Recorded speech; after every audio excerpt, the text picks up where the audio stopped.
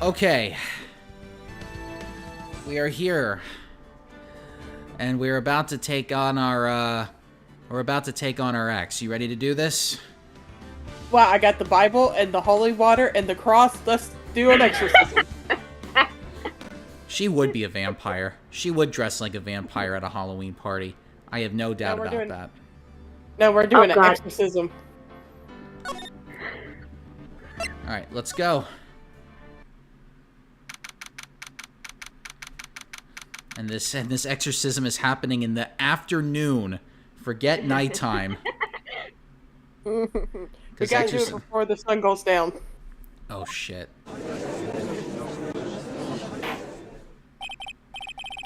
Now then, let's continue where we left off, shall we? Well, witness? Yes?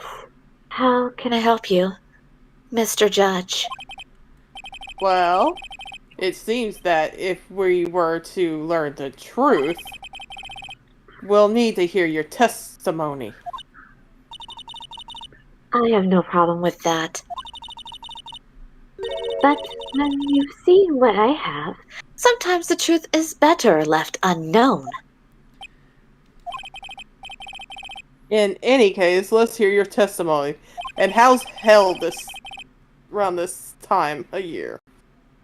Well, Go you ahead. could say, well, I have fought my way through many of its minions, and I have been given its blessings to come up here. Tell us about the plan that was carried out that night, then.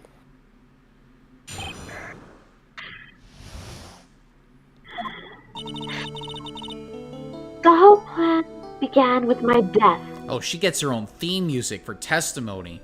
Wow, we are giving her very much special treatment. Well, this is a special case. A stupid plan hatched by Morgan Fay to instill her own daughter as the next master. But for it to work, Maya Fay would first have to die. The idea was for me to kill Maya and then have the blame pinned on Iris. The plan went wrong, but it seems to have succeeded anyway.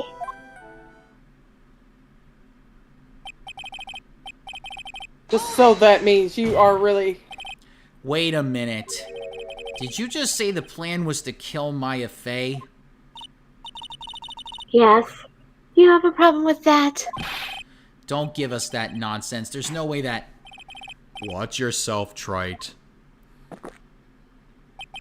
If you've got a problem, solve it during cross-examination. That's one of my rules. Bro. Mr. Goldot is correct, and by the way, that's one of my rules as well. To kill Maya? Could it be true?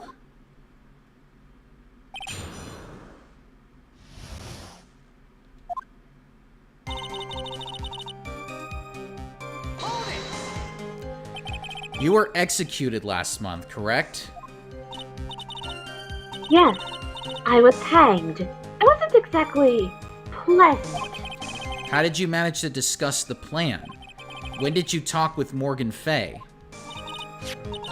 Last year, she was transferred to the same detention center as me. Since I was on death row and she was my mother, it was actually pretty easy to meet with her. I see. That's when you discuss the plan. Are you crazy? At first, that woman was planning to kill me as well. Even though I'm her own daughter. All to make Pearl Fay the master of Khura'in? She's a cold, twisted woman. She thought she could finally regain her lost honor. The honor she lost when her younger sister, Misty, took her place as the master. Ever since that day, she's been working on this plan. A plan, huh? You're talking about Pearl Fay, is that correct? Yes. Though at first she had high hopes for the two of us. You and your twin sister Iris? That's correct. Fortunately, neither of us had much spiritual power. That's why we were abandoned by her, along with our father. Abandoned? The only person I ever really cared in life was myself. My sister was a nuisance, so I convinced my father to leave her at an old temple.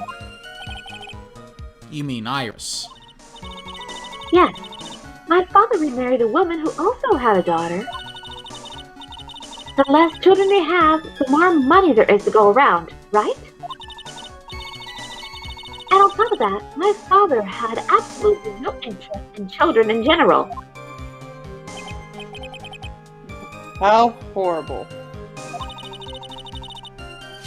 The really horrible one was that woman. That bitter, vengeful woman. It was her stubbornness that gave birth to that child, Pearl Faye. She was born with an abundance of spiritual power, unfortunately for her. Morgan Faye heaped all her broken hopes and dreams onto that poor child's back. All because of her pathetic dream of having her bloodline become the main family.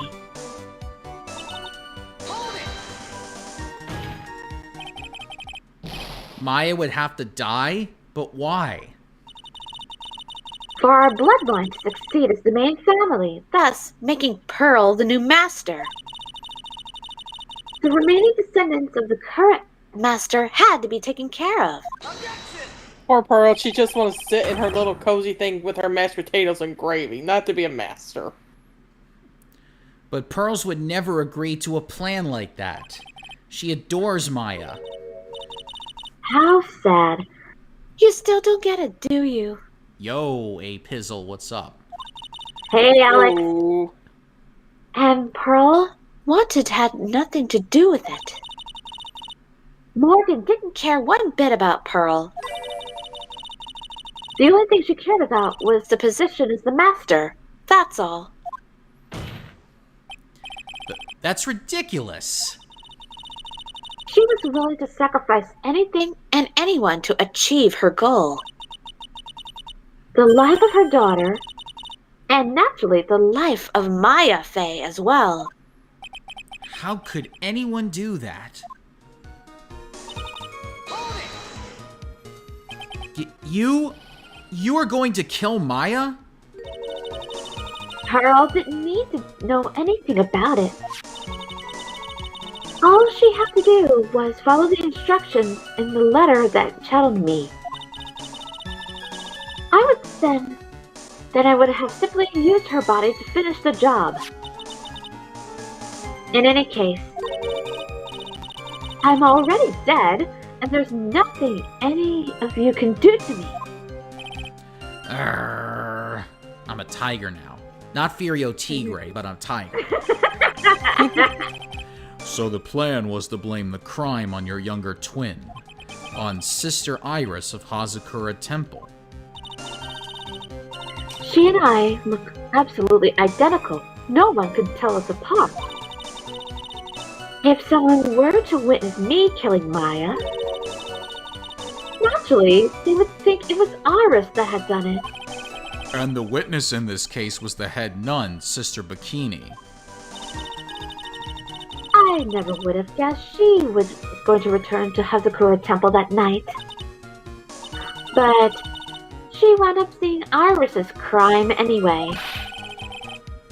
But why did you just want to pin the murder on Iris in the first place? She's your twin sister, isn't she? Twin sister? Don't make me laugh. She's nothing but a backstabber. I couldn't care less about her. Backstabber? You just don't understand. You never will. Anyway.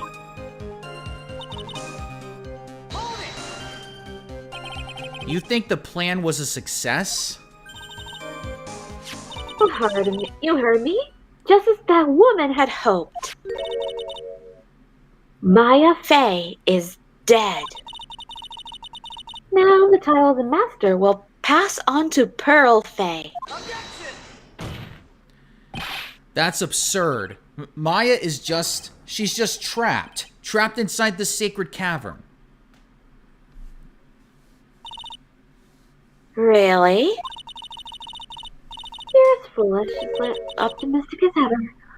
Aren't you, my darling Feeny? Do you want to know the truth? Ever since we met, I've despised you. Your snively naivete and your pathetic faith in other people. I just want to know one thing. What did you personally think of Morgan Fey's plan? I told you already, didn't I? It was a stupid plan. It had no point, no value, than fulfilling her own greedy desires. Yes, it was certainly nothing to be proud of. If that's how you feel, why did you help her carry it out? Why would you do it? Why would you kill Maya? I don't understand it, being the kind and gentle soul that you are. You may not be able to appreciate why someone like me would help a woman like that. So then tell me, why? Isn't it obvious? I'm not like that woman. I only act in my own self-interest.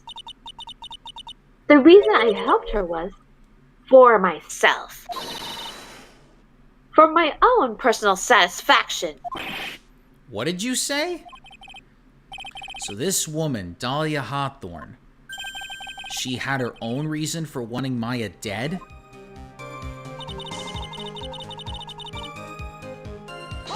Do you understand? Obviously, it's because you were helping Morgan Fey. Helping? Don't make me laugh.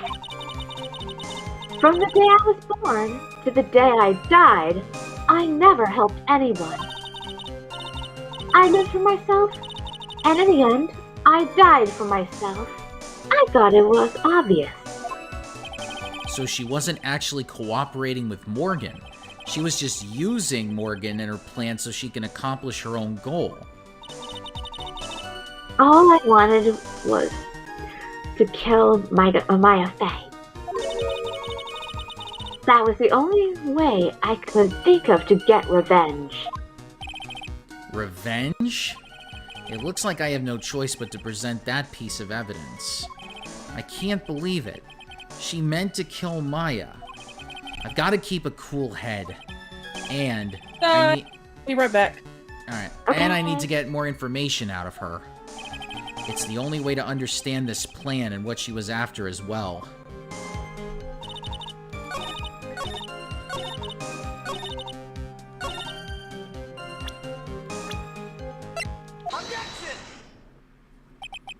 Could it be that your actual goal had nothing to do with Maya Fey herself? As I said, none of you have the power to punish me anymore. Because I'm already dead. Well, I had the same problem, you see. You can't punish the dead, and you can't take revenge against them either. You wanted to take revenge on someone? I was sentenced to die because of that woman. Mia Fey. I somehow knew this was it. I wanted to send her a message. It was at her hands that I suffered my first humiliation. I wanted her to feel the same pain she made me feel. Sadly, realized revenge was impossible. I gave up. And the reason it was impossible? Was it perhaps because Mia Fey had already died? Yes, and I realized there's only one way to take revenge against the dead. And how do you do that? Even when the body dies, the spirit, the ego, it lives on forever. I wanted to take away that person that Mia Fey loved most. I wanted to kill her with my own hands. That would be the one and only way I could take my revenge against Mia Fey. That was the reason I helped out with that woman's plan. Just for that? For that you would kill Maya. Your goal was no different than that of Morgan Fey. Wait, what happened? She wanted to kill Maya so she can get revenge on Mia for sending her to prison and going to death row and then dying. Oh. That's the only reason she did the plan for her mother that she hated. As they say, the apple doesn't fall far from the tree. What a cruel plan. Cruel, cold, and heartless. Don't waste your time preaching to the dead. I already told you, there's not a thing you can do to me. Grrr, tiger mode. That night.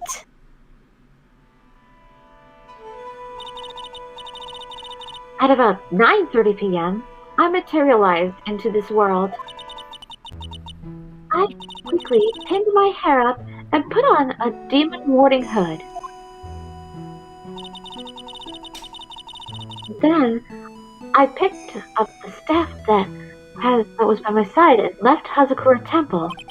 So, it was Elise Stoneham who channeled her after all.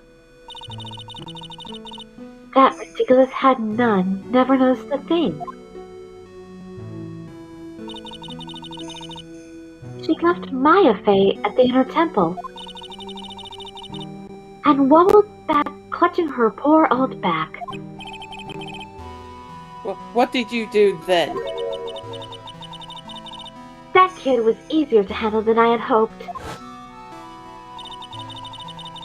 I caught up with her in front of the stone lantern.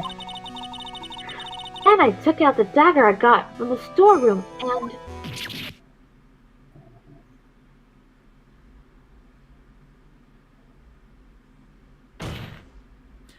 So then you're saying you stabbed Maya? It's strange, but I don't have a clear memory of what happened after that. What does that mean? No clear memory. I don't know. I think I was stabbed. You were stabbed? At the last minute. Maya Fey must have stabbed me. I'm sure of it. That's not like her at all. Maya wouldn't stab a French fry with a plastic fork. Anyway, I suddenly lost consciousness. But before I did, I scrawled her name on the lantern. Just as I was passing out, I wrote Maya behind my back. I had hoped it would cast suspicion on her. I can't believe she was thinking of that until the bitter end. That's where my memory temporarily stops. It stops? I don't have any memory of actually killing Maya Fey with my own two hands. My very last memory was Maya's terror-filled eyes. When I woke up after that,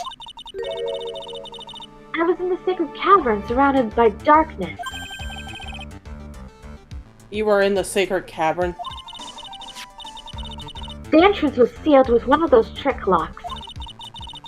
Somehow, I had been trapped in there.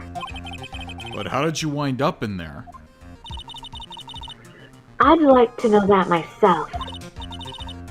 Anyway, I was worried. I didn't know whether or not Maya Fey was dead, but I swore I wouldn't return to the underworld until I knew I had killed her myself.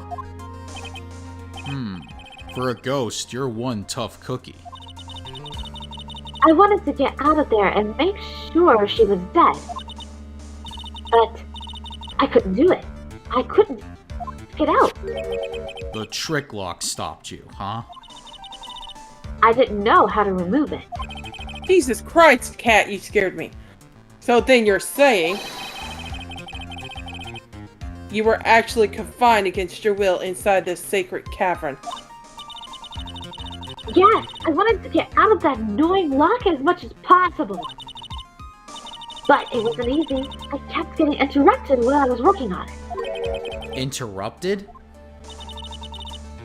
It was early in the morning, but someone came to the training hall. What? Who? Could it have been Maya? I thought the same thing, but I couldn't see. Why not? If someone had spotted me, I would have lost my chance to take revenge. So I made sure to hide myself well at the back of the sacred cavern. That morning, only 2 people could have gone into the training hall. Maya and Pearls. Pearls went there to cover the hanging scroll in gravy. Still, I finally managed to remove the lock. But I was too late. What do you mean by that? The flies had already started to gather. Oh, hi there. The bridge had been fixed and the police had started their investigation, correct? Naturally, I couldn't go out. So instead, I returned to the cavern to put the lock back on myself. I realized I wouldn't get a chance to see Maya's corpse as I had hoped. But just then, Lady Luck showed up. Lady Luck? After the big earthquake, she showed up all by herself. The real Iris? She said she'd come to make sure the sacred cavern was alright. Stupid girl. I came out from the sacred cavern and got a feel for the situation.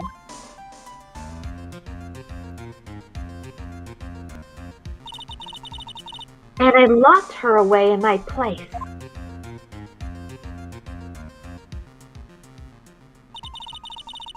I had finally learned exactly what had happened. It was then I learned that the plan had actually succeeded. What do you mean your plan had succeeded? I had misunderstood one thing, you see. That night, the one that had summoned me, I had assumed that it was Pearl Fey. Well, of course you would have assumed it. It was written in the instructions. But I was wrong. The person that had actually called my spirit back was Misty Fey, the picture book author. What? Well, that's really the only possibility, isn't it? After I lost consciousness in the garden, it was her body that was left lying there.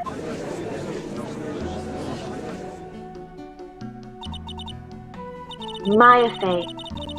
I wasn't able to kill her with my own hands after all. But even so, I made her commit the most vile sin a human could commit. And that is? Matricide. The sin of killing her own mother. Ugh. No way!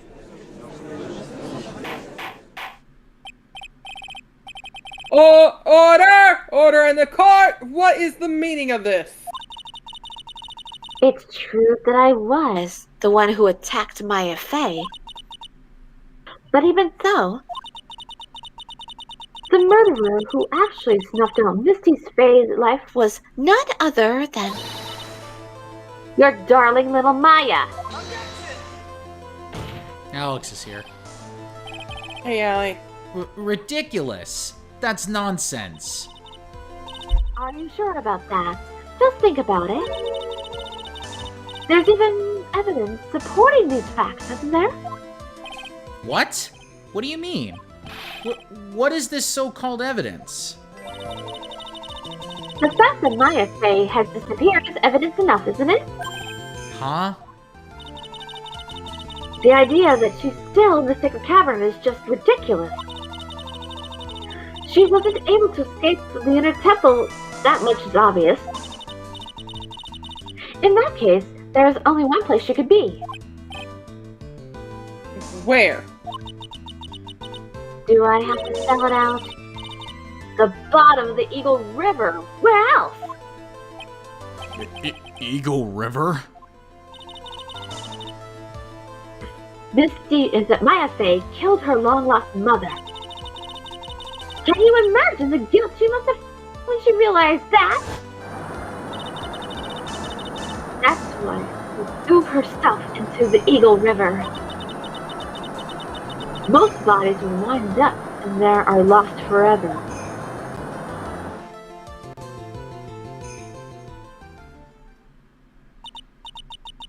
So, what do you have to say now?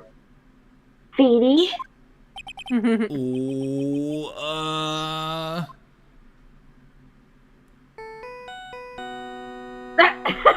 Oh, God. I even have the Oh, jazz as my ringtone. What the hell is that? Oops. Sorry, that's my phone. what kind of ringtone is that? Godo here. Okay, thanks. What? Was it something important? They just finished removing the locks from the Sacred Cavern. That's great! What about Maya? There was a woman in the cave. Was it Maya Fey? It was the accused, Sister Iris. Huh? Don't look so surprised. I locked her in there yesterday. I had just finished told you that. So, what about Maya? Where is she? There was no one else found inside the Sacred Cavern.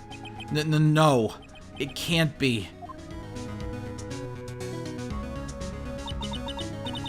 I told you, didn't I? She's dead. No. No!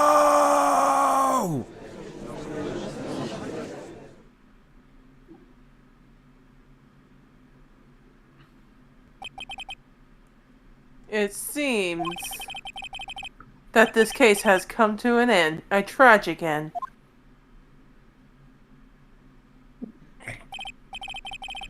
Sadly, it appears the killer of Elise Dunham, also known as Misty Fey, was her own daughter, Maya Fey.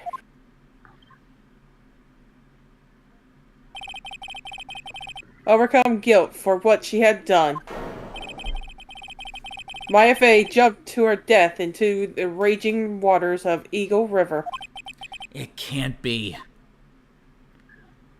Ha.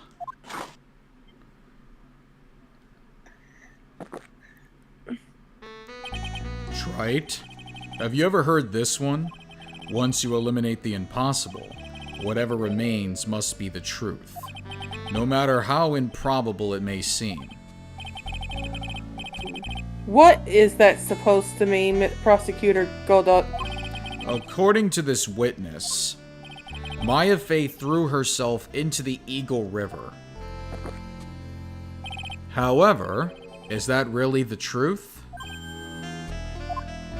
Remember, this woman testified earlier that the bridge was already on fire when the murder was taking place in the garden, which means if Maya had thrown herself into the river, It must have been from the inner temple side near the bridge. That's right. That's where she jumped from. But that's impossible. It's impossible to jump into the river from there. What? Don't get your panties all twisted up, Trite. Just relax and think through the whole thing again. So it's impossible? Maya couldn't have thrown herself into Eagle River? Well, Mr. Wright, Miss Hawthorne claims Miss Fay threw herself into the river from the inner temple side. Do you have any evidence that refutes this claim? It's impossible to jump into the Eagle River from the inner temple side. No one knows that better than this witness. What did you say? 11 years ago, you jumped into the very same river. Just take a look at this overhead map. As you can see, below the cliff on the inner temple side is a big rock shelf. Oh, you're right. She wouldn't have reached the river if she had jumped off from there. In other words, if she had jumped, we should be able to see her body in this photo. Ah, Ha. So you finally figured it out. you! I know, right, Chester? Order! Order! You're just playing with me! Maya Fay's body is at the bottom of Eagle River! There's nowhere else she could possibly be hiding! Miss Hawthorne, have you ever heard this one before? Once you eliminate the impossible, whatever remains must be the truth? Yes, just a few minutes ago. Maya Fay wasn't inside the sacred cavern. We now know that she didn't throw herself into the Eagle River. Correct. That eliminates all the most likely possibilities. Now, although it seems improbable, there's still one other place she could be. What? What is this one possibility you're talking about? That's obviously a bluff. So, where is her dead body then? Finally, I think the pieces are falling into place. Normally, the living have no way to punish the dead, but I think there is a way to give Dahlia Hawthorne the ultimate punishment. Ooh, is it my time? Is it my turn? Is it my turn? Shall I tell you, Miss Hawthorne? Shall I tell you where Maya is this very instant? Maya Fay is... There's only one possibility left. Namely, she's right here in this very courtroom. Maya Fay is here? You say she's here in my courtroom? Dahlia Hawthorne, I seem to recall that you said I had misunderstood one thing, you see. So what? But I think there's one more thing you misunderstood. What do you mean? Tell me something. At this very moment, who is channeling Dahlia Hawthorne? Boom. Why, that's obvious. It's Pearl, that pathetic little sniveling runt. No. You're wrong. Pearl's tried, but she couldn't do it. I've never failed at channeling someone. This is the first time it's happened. Isn't there any explanation for why you couldn't channel a spirit? It could happen if someone else was already channeling the same spirit. Someone called me before Pearl did? But who? Pearl's even tried again on the day after the crime, but she couldn't do it. What could that mean? I think the truth is becoming clear to you right about now, am I correct? Ah! It wasn't Pearls that channeled you. There was someone who called you before she could. This is an easy one. Pearls couldn't do it, and Misty Faye is gone. There's only one possibility left. On already. I can't stand the tension! Dahlia Hawthorne, the person channeling you right now must be Maya Faye. What?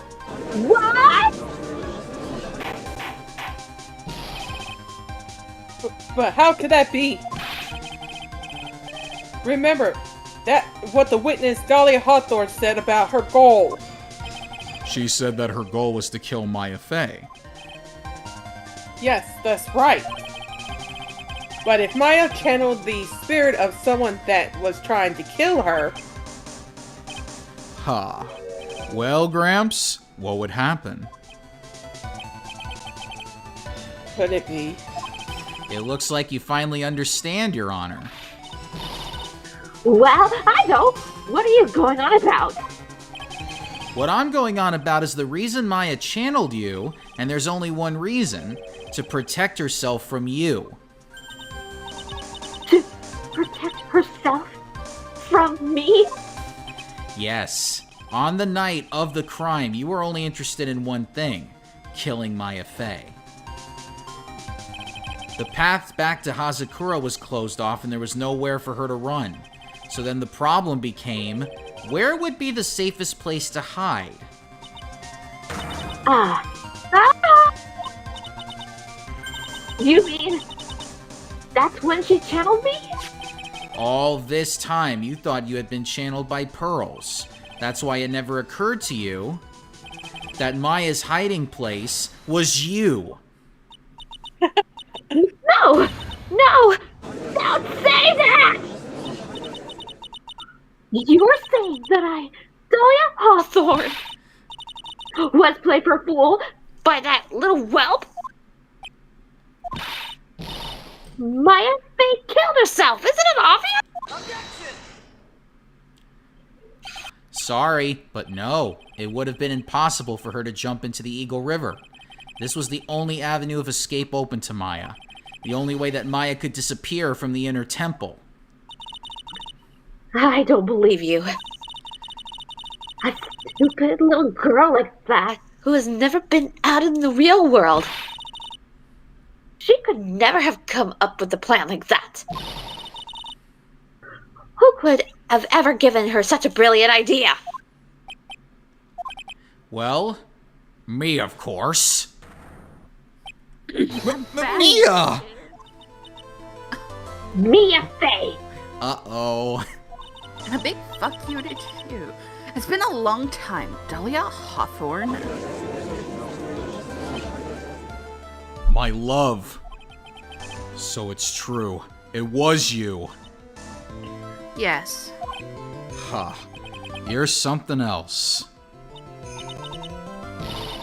But what are you doing here? That hair. It's Pearls, right? Tell me something, Dahlia. I want you to think back to that night one more time. You just cornered Maya in the Inner Temple's garden. And then, in the final moments of the fight, you lost consciousness. Oh. Was stabbed by Maya Faye. Actually, Maya lost consciousness at the same time as you. She did. Not terribly surprising since she was about to be killed. This is some Spirit Jerry Springer shit, I'm telling you. When she woke up, she was in the training hall. That's when Maya decided she needed help, so she channeled me. She explained in a memo the situation she was in. She asked me what I thought she should do.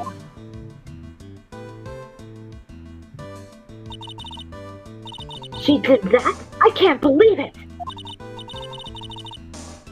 Of course, I didn't have all the details, but one thing was perfectly clear. And that was?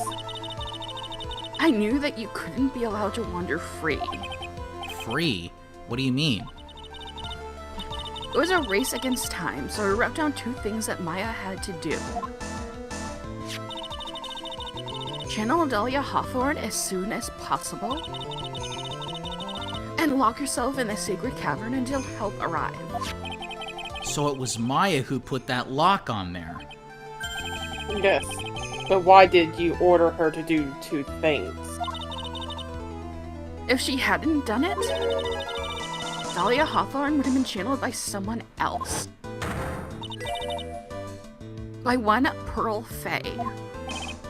Pearls? Yes, Pearls didn't properly understand the plan. So all she was trying to do was follow her mother, Morgan Faye's instructions.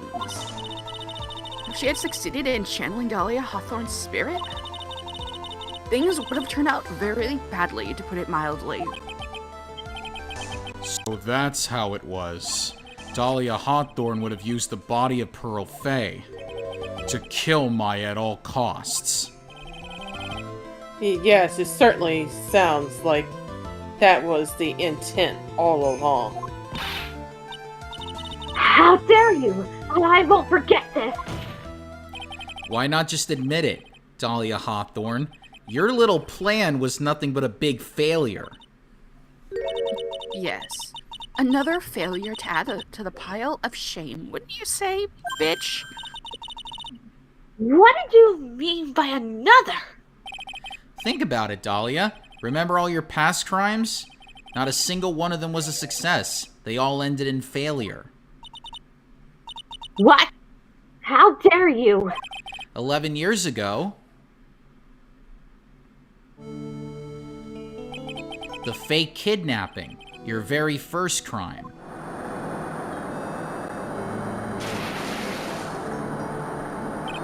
You got your hands on a $2 million diamond, but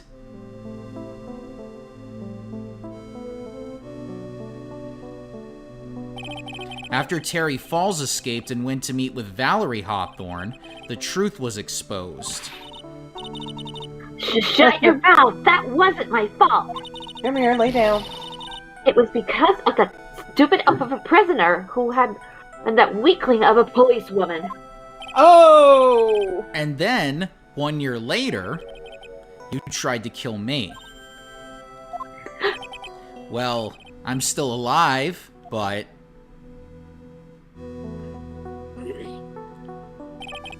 you wound up killing someone else. I can't see the screen. The cat's in front of me. As a result, you were sentenced to death.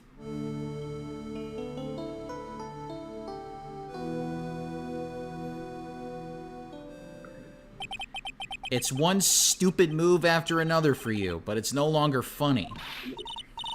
You! Wipe that smug, happy-go-lucky smile off your face! And now this. You messed up again. You let Maya Fey escape, even though she was right there in front of you. Mia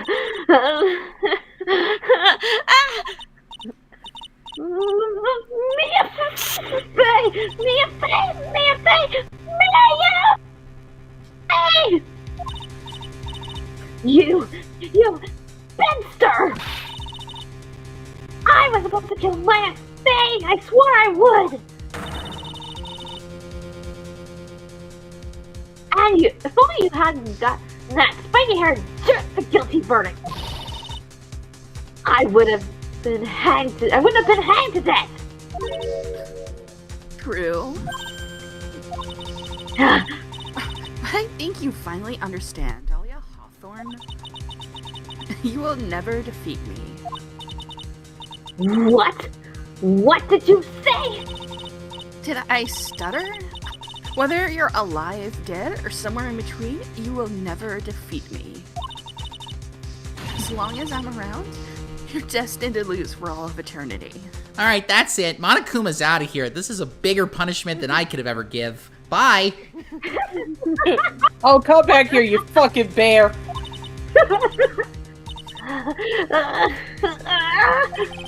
I remember what you said earlier in the trial. You said there was no way we could punish you, because you're already dead. What about it? Then you said, even when the body dies, the spirit, the ego, it lives on, forever. That's very true, Dahlia. Oh, I didn't do a full name. And that's exactly the punishment you'll never be able to escape from.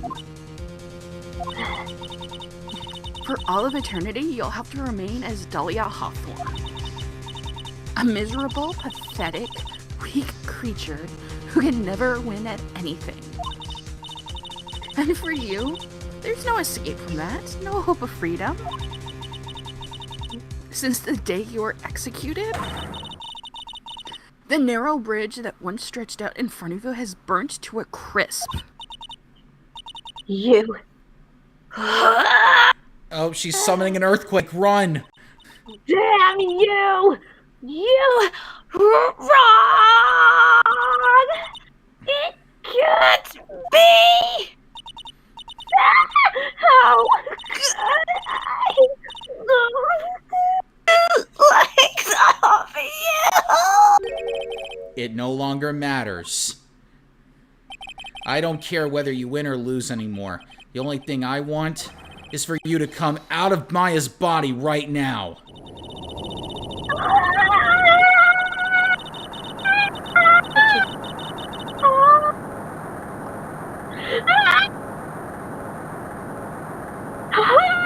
Jesus Christ!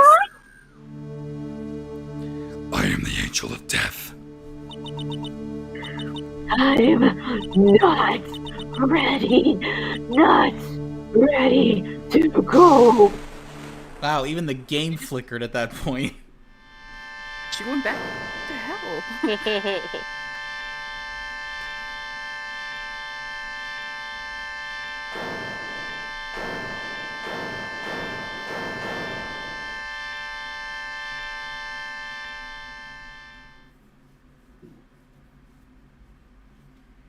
Maya!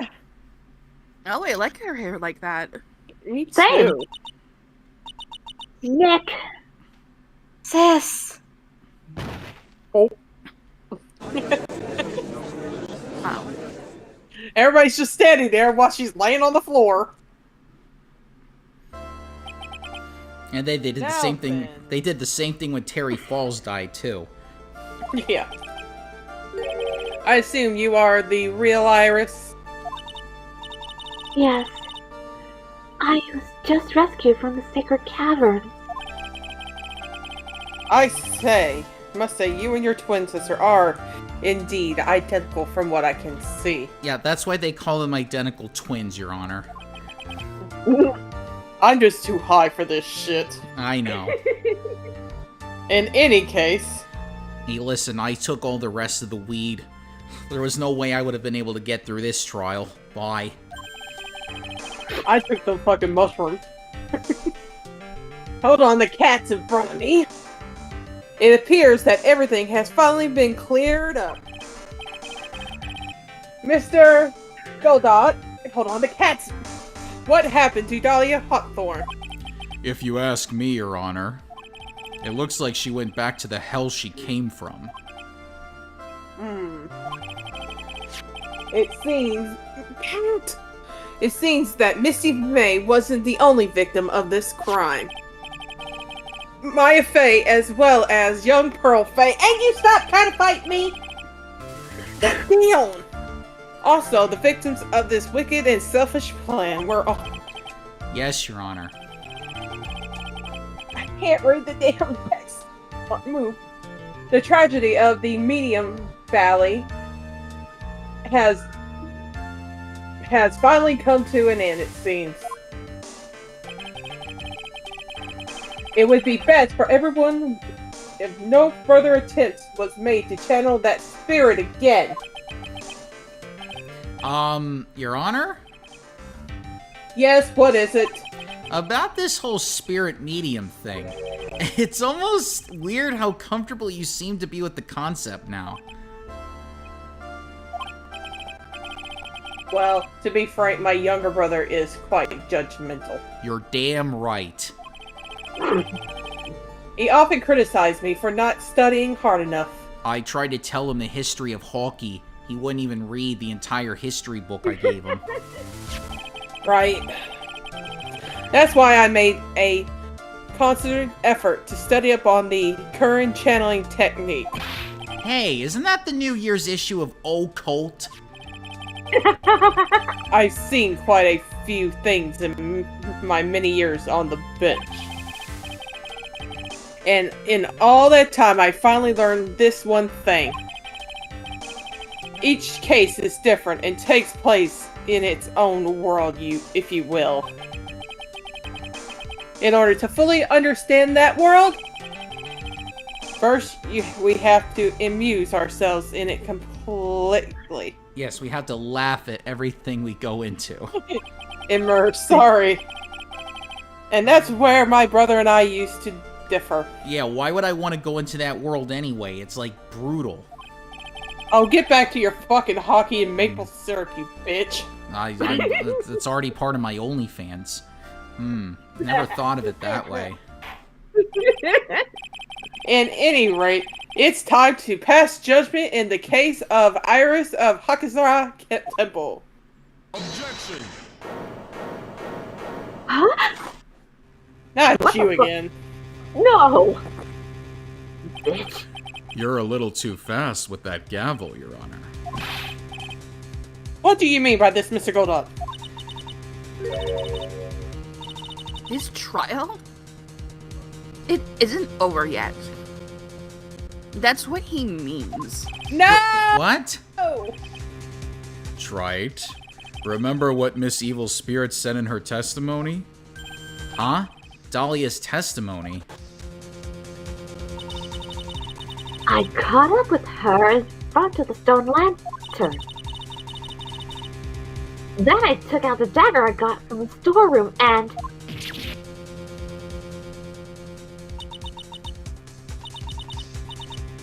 It's strange, but... I don't have a clear memory of what happened after that. I think I was stabbed.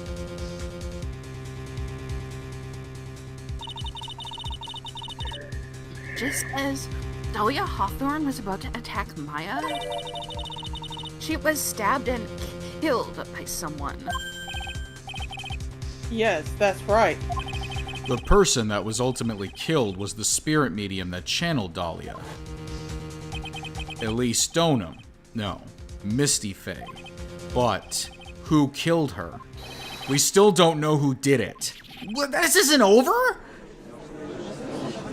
God! My voice must be drained after screaming like that.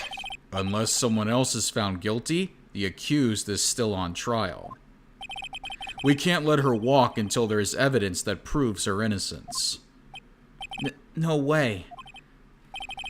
But this court isn't prepared for any further testimony. The prosecution is ready to call our final witness. Final witness? This one will clear up the whole mystery. The mystery of who killed Misty Faye.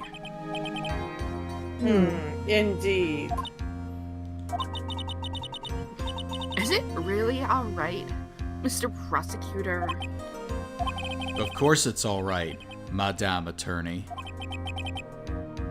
Very well then. That was their bed talk, by the way, in the past.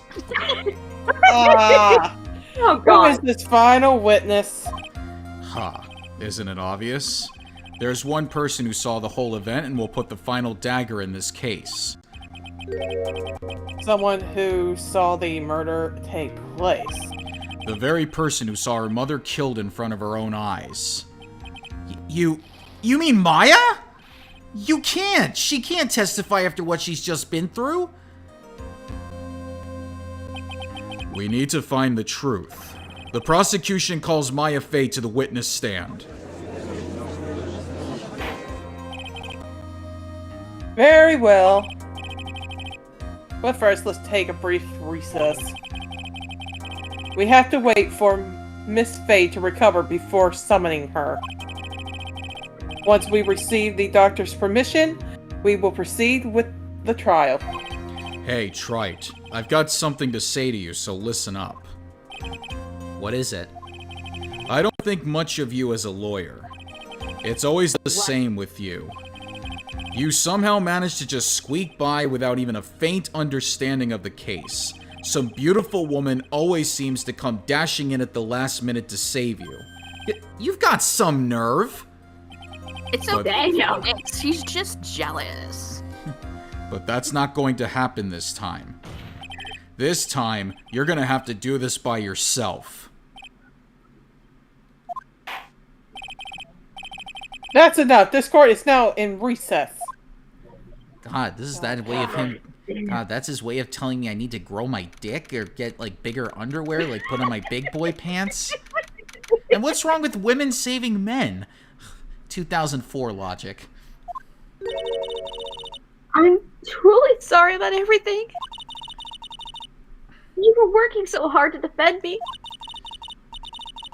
But I was missing all day, and we didn't even have a chance to talk. She's right. When I met Iris at the training hall yesterday, they had already switched places, and Iris was inside the sacred cavern. I wanted to at least be in the defendant's box today and root you on. Well, it wasn't your fault. You were locked up this whole time. There's something more important than that, though. I have to ask you. Why did you help your sister out as much as you did? Huh? If you had tried to get help at the Sacred Cavern yesterday, you wouldn't have spent an entire day locked up in there. My sister. I felt sorry for her. She was abandoned by our mother and never got any love from our father either. Yes, but it was the same for you too, wasn't it? Yes, but at least I had Sister Bikini, who was like a mother to me. Hi. Hi, If only Spiky Dahlia boy. had come to me to Hazakura Temple, I always loved her. Dahlia was always so smart, so strong. She never complained about a thing. That's why I promised her that I would help her. Are you talking about the fake kidnapping case 11 years ago? Yes. I wanted to be useful to her in some way.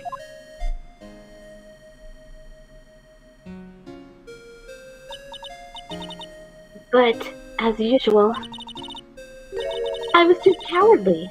And at the last minute, I ran away. Because of that,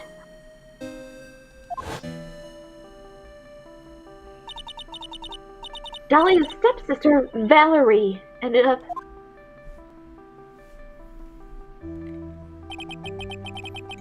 That was the case that wounded Mia so badly.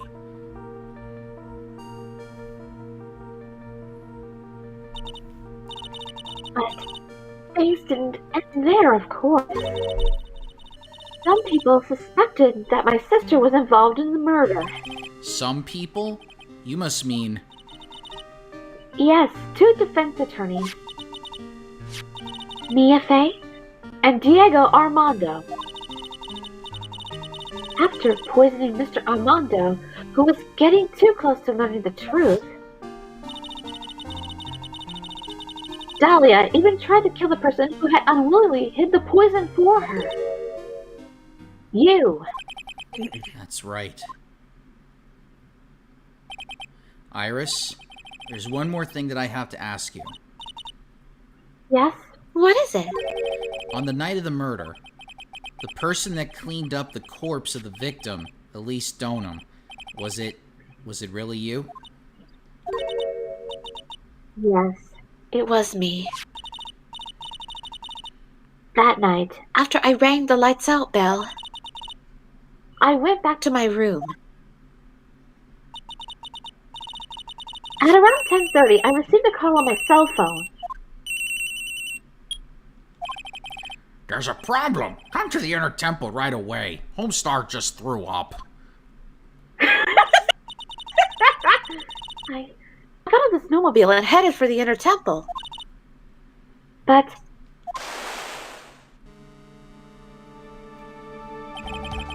The path to the inner temple was cut off, right? exactly. We can't just leave the body here. Homestar threw himself to death. Jeez. You gotta do this exactly as I say, got it? You're gonna be the cheat for the day.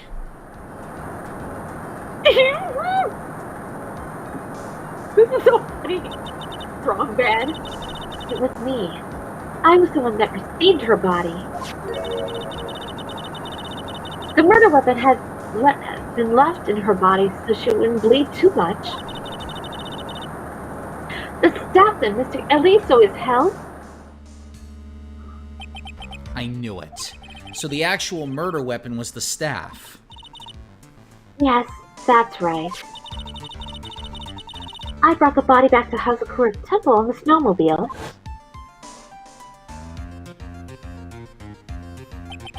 But why? Why did you alter the body? I didn't want anyone to know that the staff was the murder weapon. I didn't want to leave anything that would lead back to Misty Faye.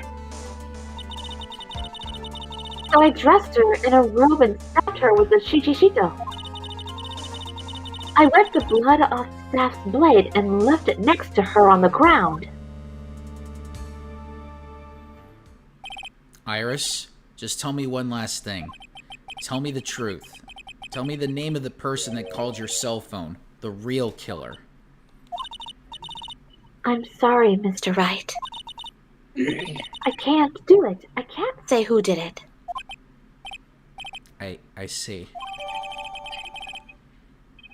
God, I wouldn't be caught dead with that in my chest. Defendant! Yes? The judge is calling you. He wants to see you in his chambers. He has some questions about Dahlia Hawthorne. All right. Well, then, I'll see you later. There's something I want to tell you. Oh, okay. Something she wants to tell me. Hopefully Pearl's not around. So it's true. Iris cooperated with the real killer. Maybe even from the very beginning. Phoenix. Oh, you're still here. Mia! How is Maya doing? Physically, I'm not worried. She'll recover completely. But emotionally, she's been hurt very badly by this case. I see. You don't mean she's learned who Elise Donham really was? Yes, I went to the medical office and talked with her. I told her everything I knew. But why? Maya is stronger than you think. I knew she could take it. All of it. What do you mean by that? I want you to figure that answer out by yourself. Oh god, the mystery. God, it's irresistible. It must be solved. The trial is about to restart. The real killer? Do you know who it is yet? Iris wouldn't tell me who called her, but still. I think that just maybe I know who it was. That night, the victim was killed in the garden of the Inner Temple. And the criminal wasn't just there by accident. Which means that the killer knew of Dahlia's plan from the very beginning. And one more thing. The victim was moved to the Hazakura temple side by pendulum. In other words, the criminal couldn't cross the bridge. That means they were stuck on the inner temple side for almost an entire day. Exactly. So the culprit was someone that wasn't in Hazakura Temple the following day. That's as much help as I can give you. The rest of the battle is yours to win. Or lose. Okay, I've got it. Thank you, Mia. Finally, it's almost time to bring this case to an end. What exactly did Maya see anyway? And who was it that actually killed Misty Faye? Whoever it was, I have to prove it. Me, all by myself. All by myself.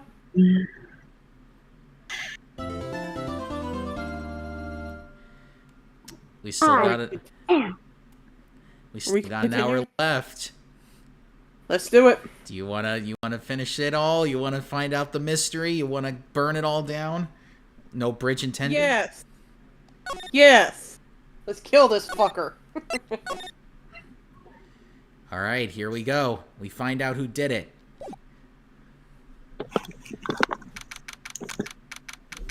And I'm the only one who really knows who did it. It was me, Austin. I did the whole thing. Now then, before we proceed any further, I'm going to announce the result of the test we had performed earlier. You Tests? are not the father.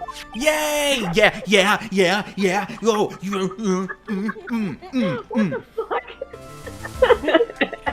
Yes, test on the bloody dagger that was found stuck in the pine tree. Oh yeah, that. I totally forgot about it. That's the weapon that Maya Fey used when she fought with the victim. So what are the results? Was it the victim's blood, or... Due to time circumstances, a full test wasn't possible. However, there was one thing we can say with certainty. The blood was on this dagger was not the victim's blood. What? That is all. Now then, let's restart this trial. So it wasn't Misty's blood on the dagger. Then whose was it?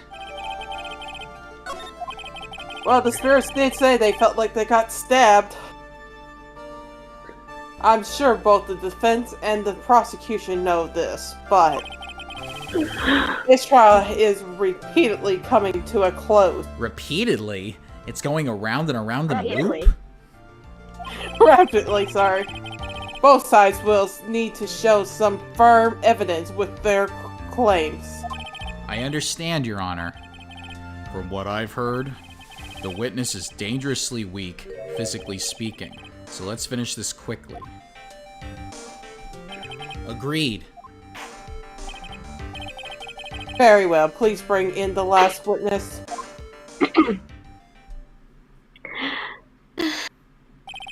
Witness, please tell us your name and profession. Maya Fey. My profession is, I'm the assistant manager at Wright & Co. Law Offices. Maya. According to the magazine I have here, you're a spirit medium of the Current channeling technique. I'm frightened. The Fey clan. I don't want any more to do with it. Oh, Maya. The pain the Fey bloodline causes must be unbearable. Very well. Now then, Miss Fey. When the event occurred, you were in the guarding of the inner temple. And you witnessed the moment of Miss Elise Dunham's murder. Is that this correct? I didn't see anything. Straighten up this instant, young lady. Huh? Pick your head up and speak clearly. There's always time for crying later. But Your mother was killed right in front of your eyes. There's nothing you could do to change that fact. But there's something you can do. You can finish this. You've been watching the whole thing, right? You've seen the witnesses come out and you've seen us squeeze the truth out of them. Now it's your turn. Let's hear your testimony. On the night of the crime, what exactly did you see happen? Witness, if you please. yes, Your Honor.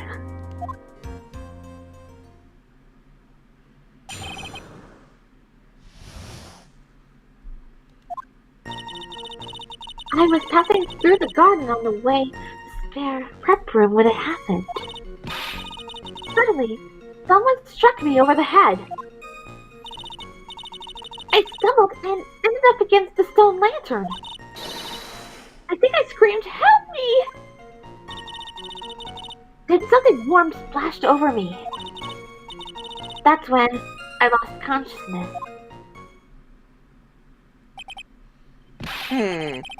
So you were struck on the head. I suppose it must have been the staff. Maya, the person who hit you, it was Dahlia Hawthorne, wasn't it?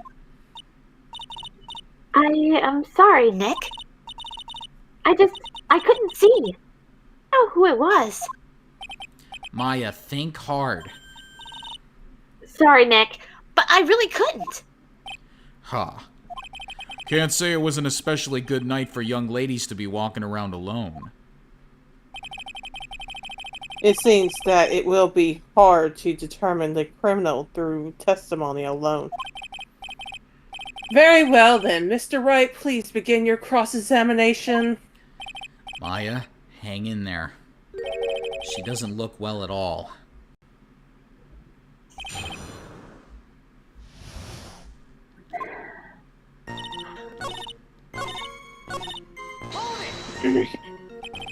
You think you screamed, but you're not sure?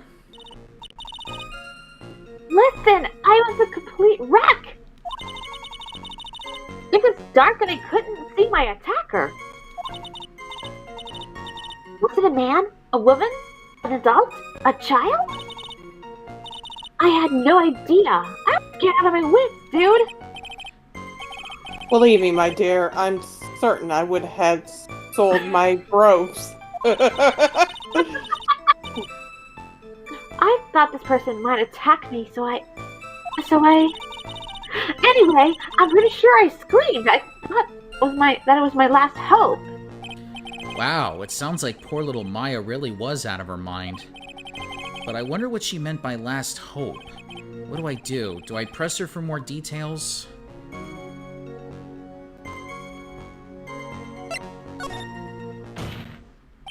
Wait a minute, Maya.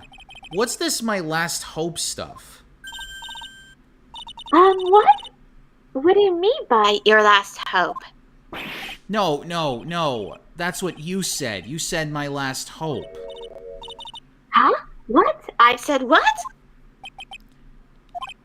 Look, you were facing an attacker that you couldn't see and you screamed, right? You screamed, "Help me." Yeah. But you testified that you screamed that because you thought it was your last hope. Oh, well, you know, that's like, what do you call it when that happens? Maya's not doing so well up there. Oh, yeah, Oh, that's right. I remember now. I was facing my attacker, but that's not who I was screaming at. What did you just say? Yeah, that's right. It was the person behind my attacker that I was yelling at. That's who I was screaming to for help. Ah! What is it now? I messed up. I didn't mean to let that slip out. Huh? Witness, are you absolutely sure what you're saying? Behind the attacker was another person. I meant to keep that part a secret. What have I done? Huh. It takes a ton of pressure to make a diamond. That's what I always say. A ton of pressure. You're in a court of law here. You can't make things up or try to hide things in this chamber. Witness, the information you just presented is vital to the case. I want you to add it to your testimony. I could see a man behind my attacker by the light of the stone lantern.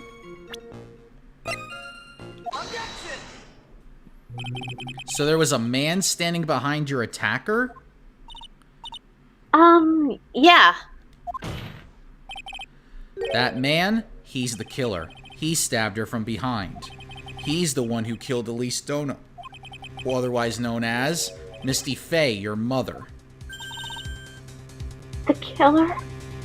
Maya, you know who killed your mother, don't you? What is the meaning of this, Mr. Wright? To be frank, Your Honor, I think she is in shock and quite confused. That's why she hasn't noticed the huge problem with her testimony. Huh? What do you mean? What problem? Maya, on the night of the crime, that stone lantern was out of commission. Huh? What? It's true. There was no light anywhere in the garden that night. No! Order in the court, Mr. Godot. Explain this. Add the pureness of milk to the perfect clear darkness of coffee. Stir. That is the state of the witness's mind right now. A cup of café au latte. Cafe au lait. Is that even legal? I should know, right? Mr. Trite's words are the milk and you are the spoon, Your Honor. I'm the spoon. I'm no spoony bard. I'll have you know. You must have noticed it too, Trite. This witness's mental state is highly unstable right now. It's not hard to understand why she would make a little mistake like that. Sorry, but that's not going to cut it. What did you just say? If there was truly no light in the garden, then there's a fatal contradiction in the witness's last bit of testimony. Nick. Oh, Two-Tone Dearly saying it's a Final Fantasy IV reference. Ah, May I? Recall the witness's statement about her attacker. She said that she didn't know if it was a man or a woman, an adult or a child.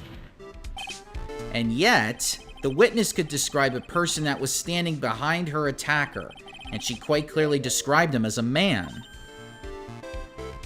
Ah! In other words, that would have to mean that Maya actually saw our mystery person, despite it being so dark that she couldn't see the face of her own attacker. No! Order! What in the world does this all mean, Mr. Wright? Are you saying Miss Faye saw the real killer under pitch black conditions? Objection! Trite, do you have any idea what you're proposing? How could she have been seen in the dark? There was no other light source at the scene. There are some things that you can only see in the dark, Mr. Godo. Maya, you did see who the killer was in the dark, and now you're trying to cover for him. Recover for a man that killed her mother. There's only one conclusion I could draw from this. You know who this man is. It was Larry Butts, let me guess. Please, Nick. I don't know anything. Please, I'm begging you. Huh. You talk a good game, Trite, but let's see if you can walk the walk. It was pitch black, so what could the witness see? I'm calling your bluff. No! Nick! Don't! Please! Stop! Maya is dead set on protecting this guy, the man who murdered Maya's long-lost mother. But I can't let him get away with it. I'm a lawyer, an officer of the court. I'm here to find the truth. Alright, Mr. Wright, time to show us what you got. Who was this person you say Miss Faye saw in the darkness?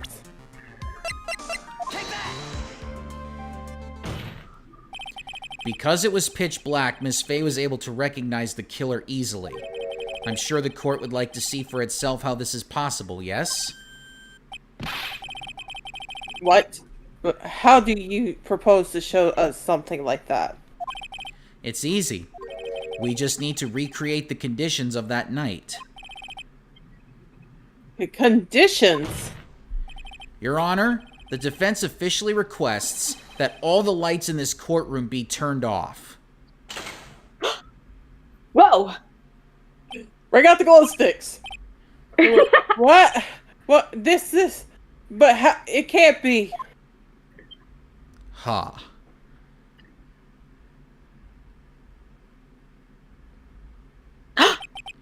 That was a nice bit of deduction. Trite.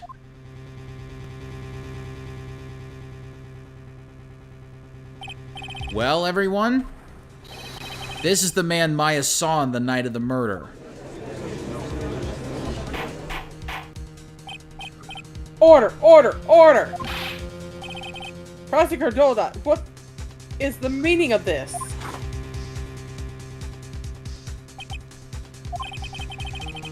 Surely you must be shocked to hear yourself accused of such a thing. Why aren't you denying it? Ha. Your Honor, you're asking the wrong person. What do you mean by that? If you've got a question, ask the witness. That's one of my rules. Well, Maya, how about it? What you saw that night? Was it 3 glowing red lights? Well, witness, answer the question. You're wrong. I never saw that. Maya. I thought the person that stabbed my mother was a man. For a totally different reason. What? Witness! Mr. Wright! Stop your chattering, Your Honor. Chattering.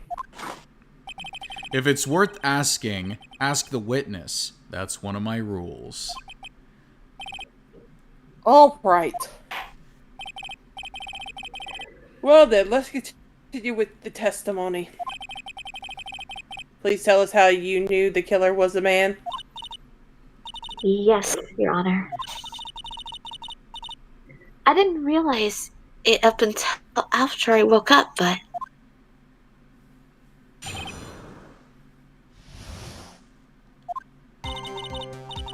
When I came to, I was just lying there on the training hall floor.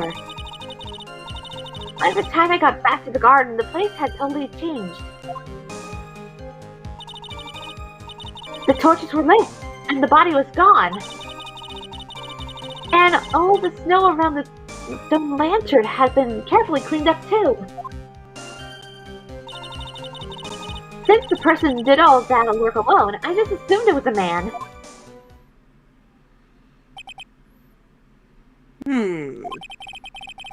So, it was after the crime took place that the witness came to think the killer was a man. Yes, that's right. I'm sorry, Your Honor. No need to apologize, as if as Mr. Goldot said, you're utterly exhausted. It's only natural that you would be a little confused. Also, if you consider these situations described, it doesn't seem too much of a stretch to assume the culprit was a man. Mr. Wright, proceed with your cross-examination.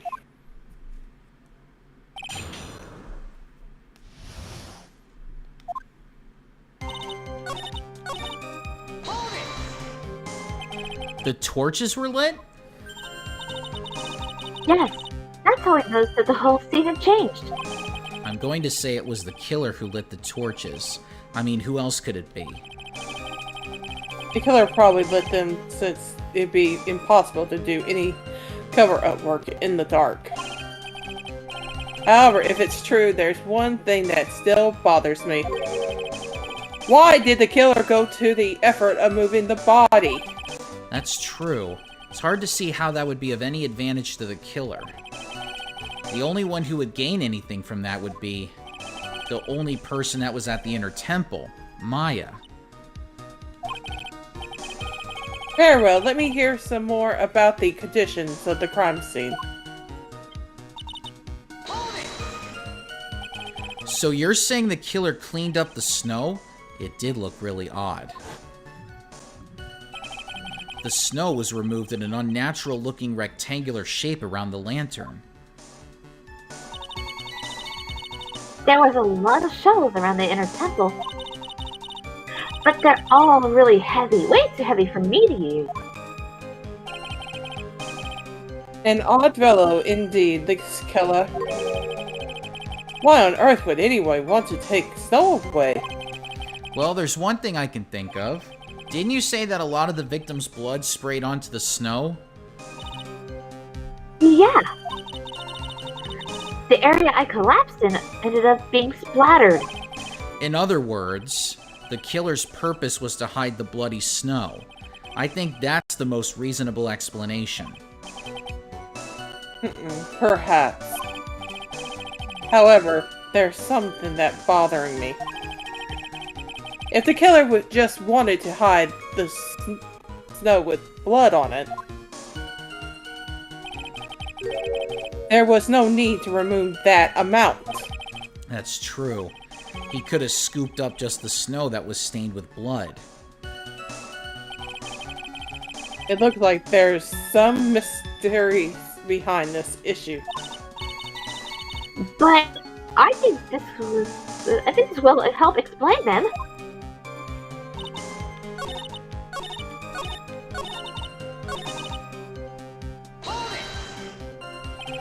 Naturally, the killer must have done it, right? Yes, I think so. But why would the killer tamper with the crime scene like that? There must have been something that the killer desperately wanted to hide.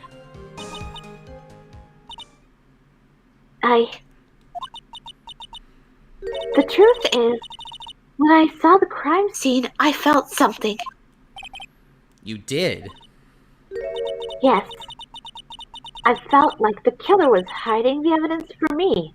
For my sake. Well, what? Hiding it for you? Everyone knew that I was the only one in the inner temple that night.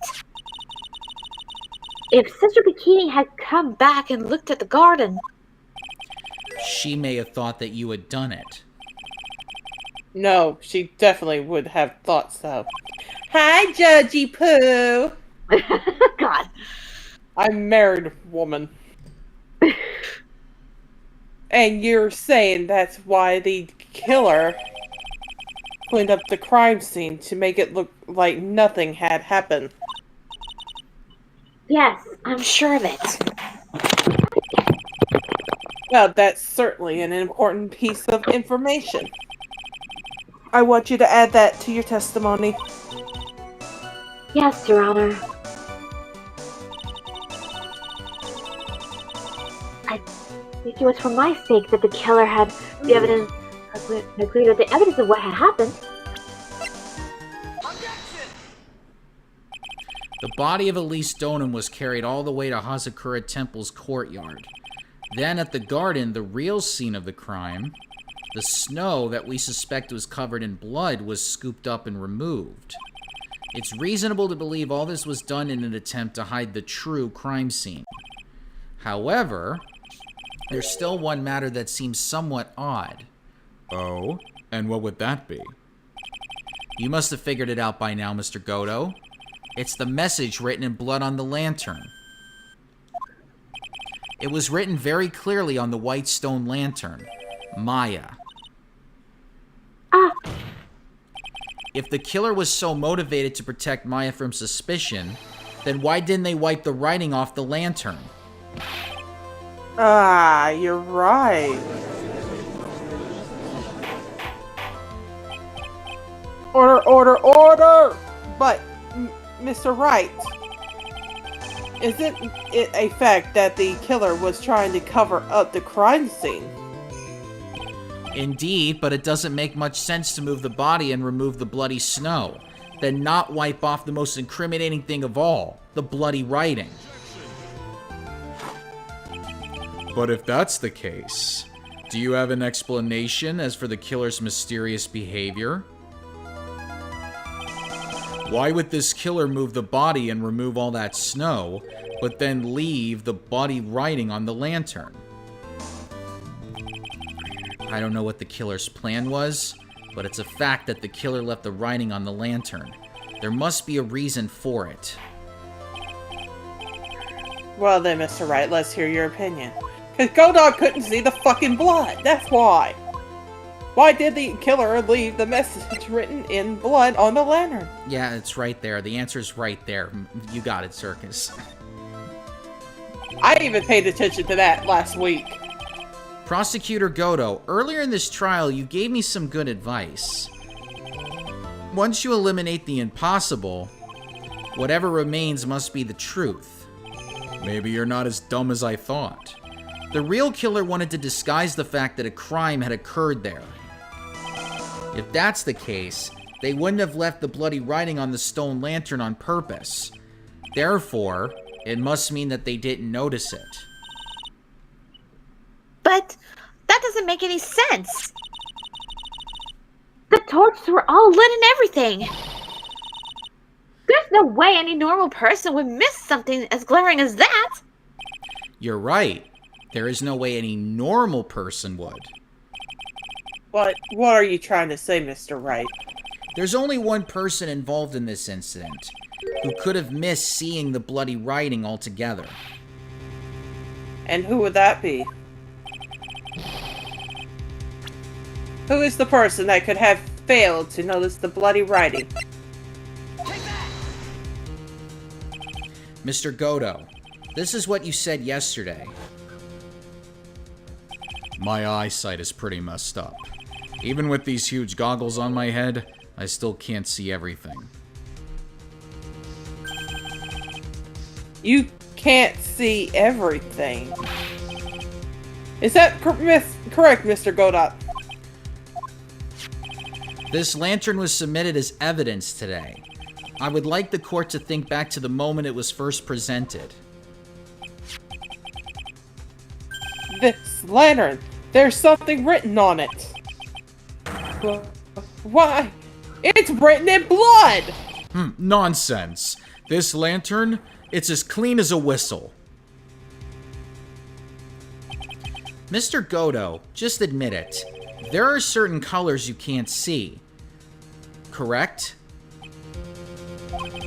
You can't see red on a white background, can you? That's right. We went through this once before, during the poisoning case at Tribulations. This is the apron the delightful Miss Bird was wearing at the time, and somehow spilled coffee on. There's something still bothering me, Mr. Goda. Why haven't you explained the bloodstain to the court? Bloodstain? What bloodstain would that be? Don't play games, prosecutor. The blood-covered stain that appeared all over the apron. That's ridiculous. No one told me anything about a bloodstain. You could see the coffee on the white apron, but you couldn't see the ketchup because it was red. Ha. It's strange. In a black and white photo, those letters would have appeared black to me. I wonder, why am I the only one that can't see them? So then, Mr. Goldar, are you admitting it?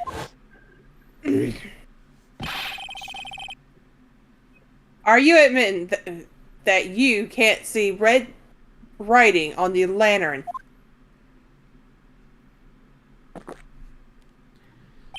Hey, Gramps. Didn't you know? That's the reason why I don't drink red tea.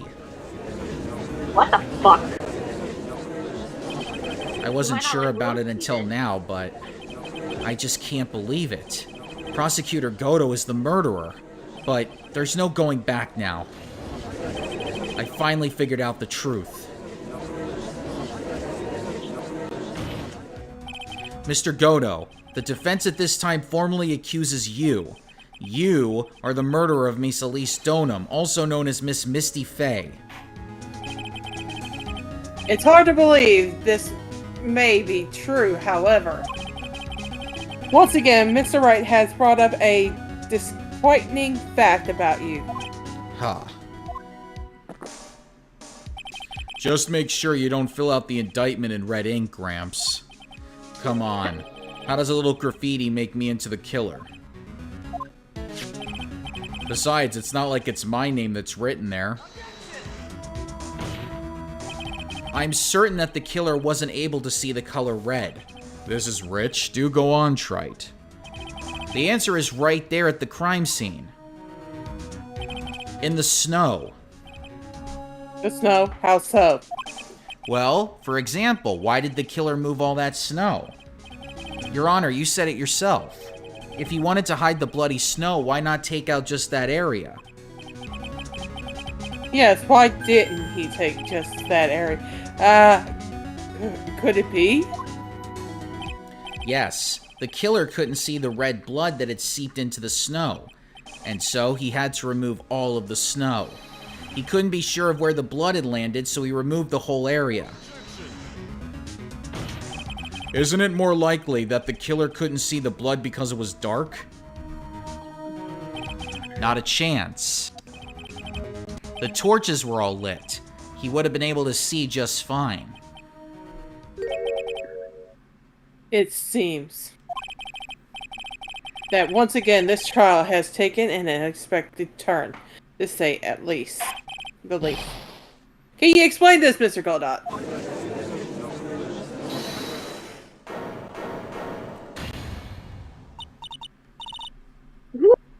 Wait just a minute. Maya? What is it, witness? Mr. Godo isn't the killer. After all, he didn't even come to the Inner Temple until 2 days after the murder took place. He didn't show up until after the old bridge got fixed up. Objection! Maya, you can't testify to something like that.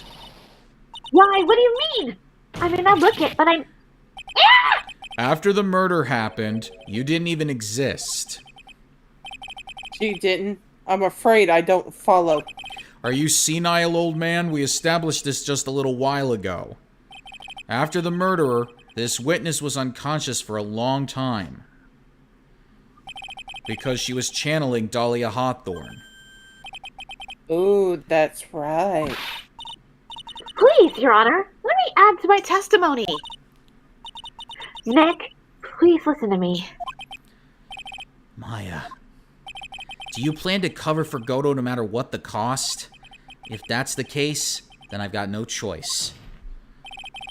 Your Honor, let's hear her testimony. If it means we're gonna hear the whole truth, I say we should not silence her. Huh. Nicely done, Trite. Very well, let's hear the witness testimony. Please tell us what happened at the Inner Temple after the murder. Yes, sir. After I woke up, I began channeling, and my spirit left me, as it were. But little Pearlie was there at the temple, too.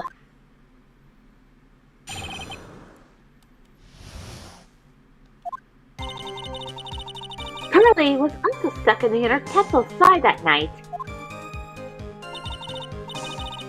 The next morning, she looked around but couldn't find anyone. The next day, when the bridge was finally fixed, she was in the spare prep room. That's when Mr. Godo arrived at the Inner Temple for the first time. He found Pearlie first and cheered her right up. Who is this Pearlie? That's my little cousin, Pearl Faye. So, when did you hear about this? Oh, just a while ago. Well, I was in the medical office. I'm terribly sorry. But what else have you heard from someone else is simply not admissible as testimony. What? What? Pearlie would never tell a lie. She's way more honest than... She's a way more honest person than I'll ever be. Real smart, Maya. You always know the best things to say when you're under oath. Ha. The prosecution has no objection. We believe the witness. Mr. Goldot, Let's just move on to the cross-examination, if the defense has no objections. this is highly unusual, but, well, Mr. Wright, Let's get this cross-examination started.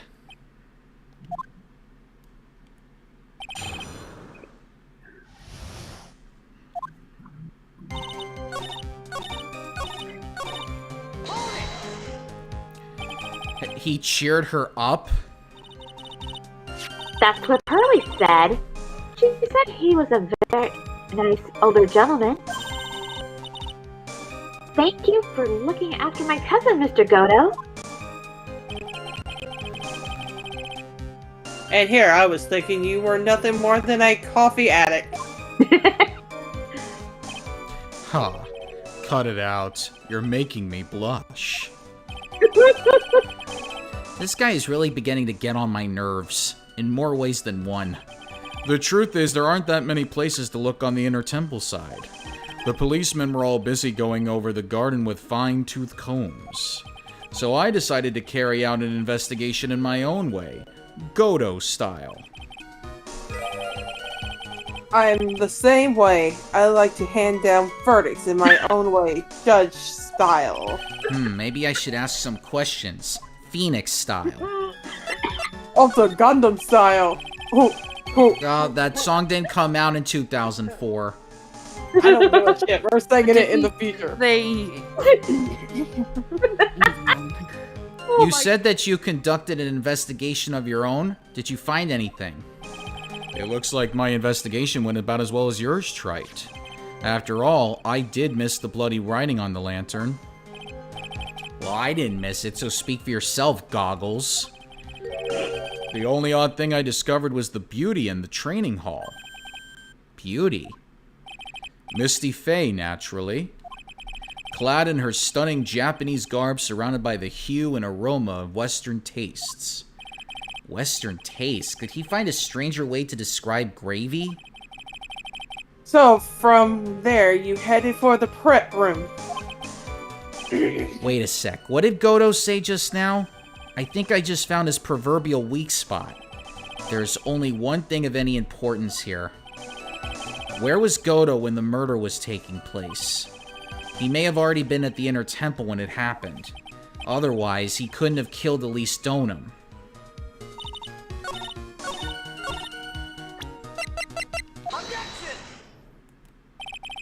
Mr. Godo, the first time you crossed Dusky Bridge and went into the inner temple was long before the murder took place. Why do you say that? Because he just made one fatal slip-up. The hanging scroll in the training hall? Hanging scroll. But Mr. Godo was right. That scroll shows a picture of my mother. Maya, I know you know who it is, but here's something you didn't know. By the time the bridge had been repaired 2 days after the murder, the hanging scroll in the training hall looked like this. What is that wonderfully delicious smell? The morning after the crime, someone covered it with gravy. Gravy? But why gravy, Nick? Because gravy was much more than a condiment to the culprit. Well, Mr. Godo, if you really hadn't seen the hanging scroll until after the murder, you wouldn't have had any way of knowing that it was Misty Faye.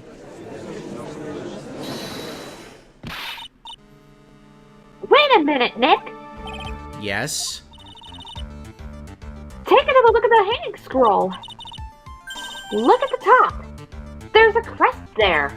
Ah, that. It's the mark of the master, correct? Exactly. So if you know the meaning of the mark, Then you can guess that the picture of Misty Faye on there. True, but Mr. Godo described what was underneath like this.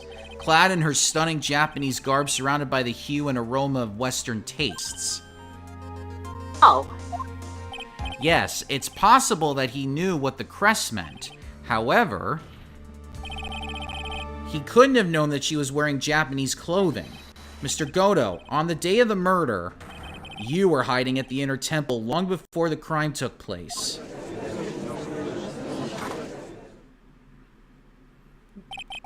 Can I ask you just one little thing, Trite? What is it? This whole theory of yours, it all rests on a certain assumption. That I knew beforehand that a crime was going to be committed. This is right. Otherwise, there's no reason for him to sneak onto the crime scene. Of course, Mr. Goto knew about the plan. Huh? What did you say? Is it really possible that another person knew of that plan? This crime was actually planned over a year ago. Morgan Fay authored the plan for her daughter's future. And these instructions were hidden somewhere in Fay Manor for a year. However, by the time Little Pearls found these instructions, they had already been unsealed. Unsealed? Yes, the killer had read these instructions long before Pearls ever found them. That's how he knew the crime was to take place at the Inner Temple. And you still insist this crafty killer is me? You bet I do. But you just said that the instructions were hidden. That's right. Mr. Goto couldn't have known where the instructions were hidden. If he really wanted to know, he had one great chance to find out. Yes, and when was that? During a visit. A visit? Morgan Fay told her daughter Pearl about where the instructions were hidden. During one of her visits to the detention center. That would be the only time for someone to have learned where they were hidden. Eavesdropping on a visit at the detention center. Yes, it could be arranged if you were someone with easy access in and out of there. Like, for example, a prosecutor such as Mr. Goto.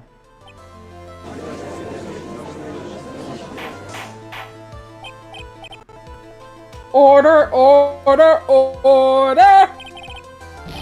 Mr. Godot, you're under fire again. This murder could have not been carried out without prior knowledge. And you were the only one that could have acquired this information before the murder.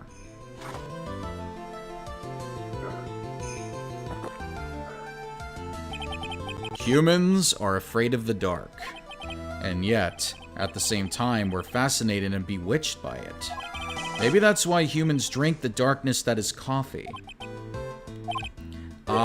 Sorry for always asking, but what does that mean? It means there's a reason for everything. According to your theory, the killer in this case eavesdropped on a conversation during a jail visit where he learned of a hidden plan for a crime. After discovering the plans, he hid in the Inner Temple and waited for the crime to occur. Then he ultimately took a person's life. And he did all of that just to protect this witness? That's right. If you're accusing me of this crime, I have to ask you, why would I do this? This girl is nothing but a stranger to me. I've got no reason to go through that kind of trouble to protect her. I am what you see. I am certainly not the type to rescue the damsel in distress. The killer's behavior is certainly extreme, for lacking of a better word. Even considering that the killer wanted to protect this witness's life. His behavior is still a little too unnatural. However, you had a good reason, didn't you, Mr. Goto? An unshakable reason that forced you to protect this witness at all costs. I knew it. You figured it out, haven't you, Nick? Maya, I guess you were doing your best to cover for Godo. For the same reason, huh?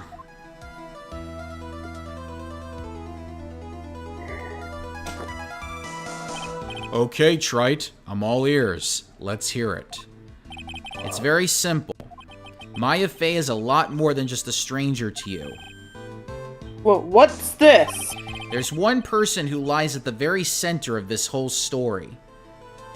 One person that ties you and Maya Fey together inextricably.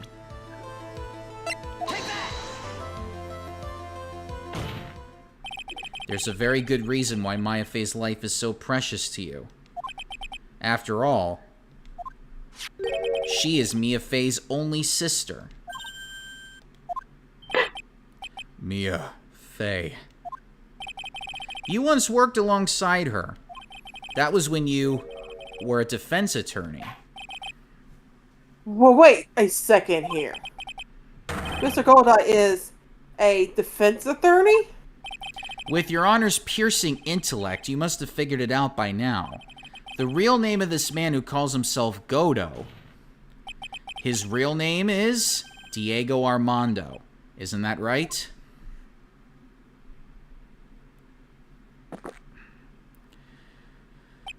The last time someone called me by that name was over 6 years ago.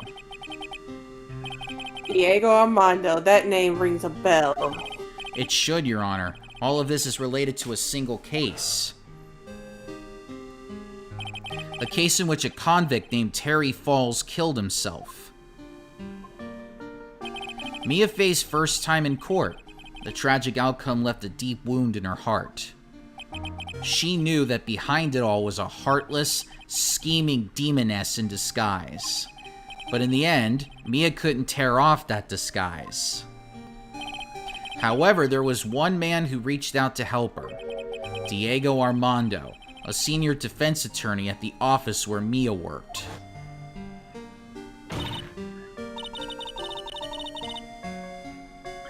It's my fault. It's all my fault that Mr. Falls ended himself. Mia, you can't cry yet. Oof. Oh shit! The only time a lawyer can cry is when it's all over.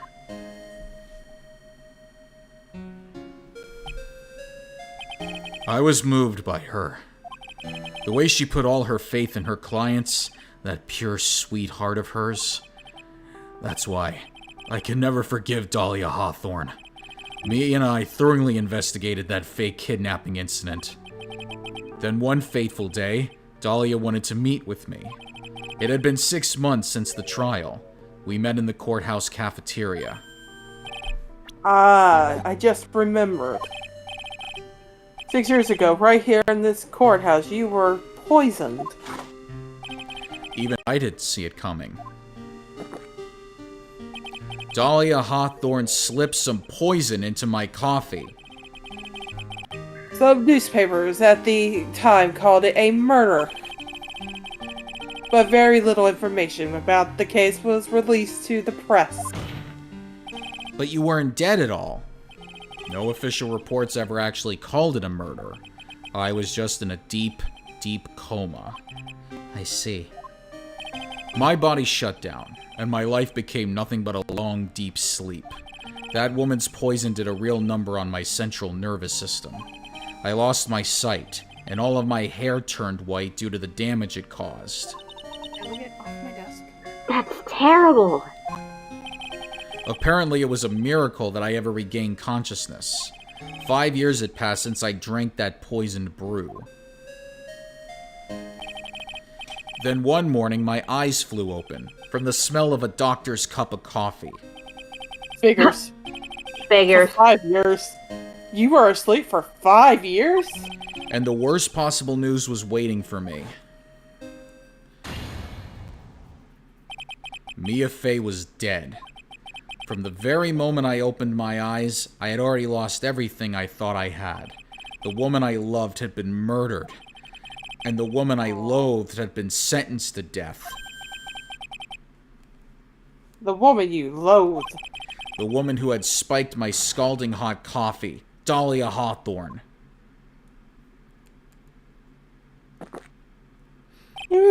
Huh. Good old Mia. She didn't let me down. She got her revenge before she checked out. In the end, there wasn't anyone waiting for me when I woke up. That's so sad. For someone like me, for someone who had slept away their best days, there were only 2 reasons left to live.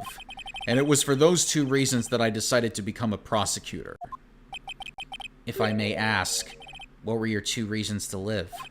The first was you, Trite. Huh? Me? If I hadn't drank that stupid poison, Mia Fey never would have died, much less the way she did.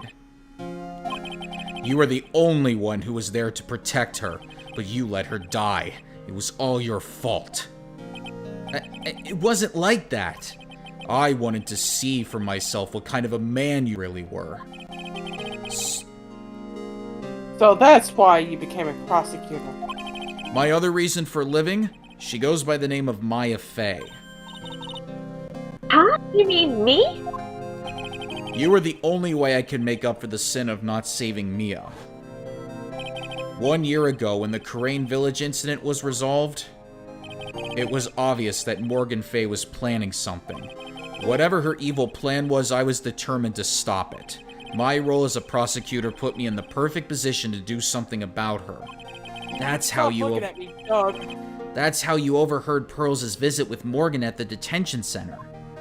I knew that the time was drawing near. Since I knew the plan, I thought I could foil it. My goal was to outwit the plan. I thought if I could do that, I could keep that girl from being caught up in it.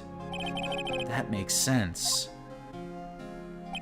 If Pearls had known that the actual purpose of the plan was to kill Maya, she never would have helped out. Finally, the day of the plan was drawing near. I contacted both of my accomplices. Accomplice. Iris of Hazakura Temple and Misty Fey. I especially needed the help of Iris.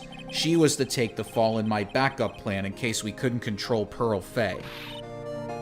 But how did you contact my mother? She had been missing for almost 20 years. Officially, yes. What? What do you mean officially? You've heard about it, haven't you? About the strong ties between the main family and the government?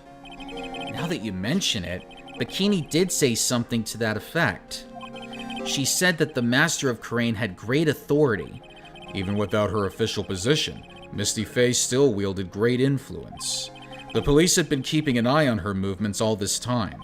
That's how I was able to contact her. Again, because of my position as a prosecutor. So my mother was cooperating with you?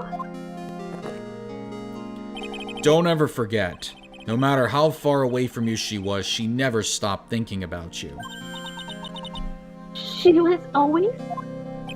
That's why I knew she would do anything to protect you. If you want to know how strong her resolve to protect you was, look at her staff. Her staff, the one with the sword in it. The day the plan was to be carried out arrived soon enough. We met for the first time at Hazakura Temple. That's when your mother showed me her special staff. I realized it then, just how far she was willing to go. She was ready to use that sword to protect you from Morgan Fey if necessary. Yes, even if it meant paying the ultimate price. Mother... That night, the night of the crime, there was just one way to stop Morgan's evil plan. You mean Pearls, don't you? We had to make sure she didn't channel Dahlia Hawthorne. Well, Pearl, what are you going to do tonight?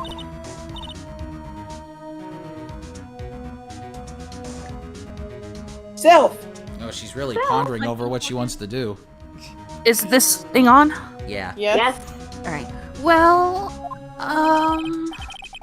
If you like, you can come to my room. Perhaps we can read some books together. We thought we could prevent her from playing her part in Morgan's plan, but she never showed up. She was worried and followed me to the inner temple. That was the thing we were most afraid of. And that's why Misty Faye had to do the channeling herself. She channeled Dahlia Hawthorne into her own body. What? What do you mean?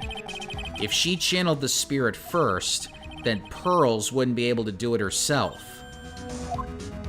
As Master of Khura'in, Misty Faye's power was supreme, so that's how it went down. She channeled Dahlia Hawthorne so that Pearl Faye wouldn't be able to.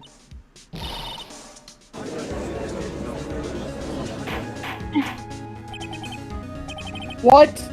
Is this true? My role in the plan was to make sure no one was going to hurt Maya Faye. That's why I hid myself at the inner temple, just in case you needed to be safe from Dahlia Hawthorne. Godo. Anyway, that's all I'm going to admit to, Trite. Huh? There's no doubt about it, you're a great defense attorney. But you're gonna have to do the rest yourself. The background leading up to this incident has been laid bare. There's just one question remaining, Mr. Wright. Who killed the victim?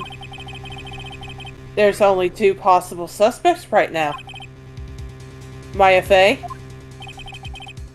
And I'm sad to say, you, Mr. Goda.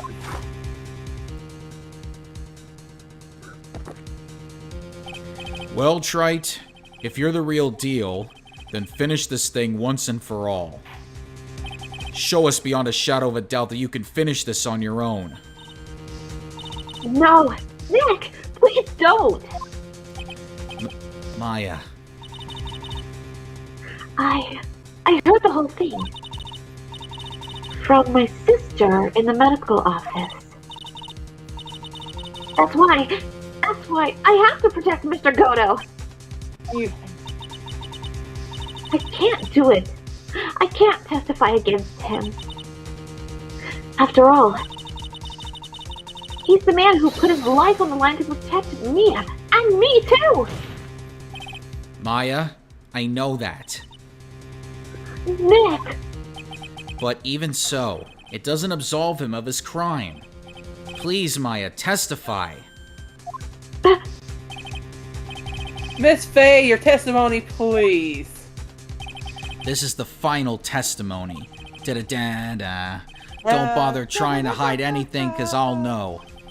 I want to hear the truth from your own lips. Da da da. You don't have to sing the whole thing, copyright. I don't have... I understand. I'm sure you're right. I'm ready now, Nick. Alright, young lady, tell us about the moment before you lost consciousness. What exactly happened at the time of the murder?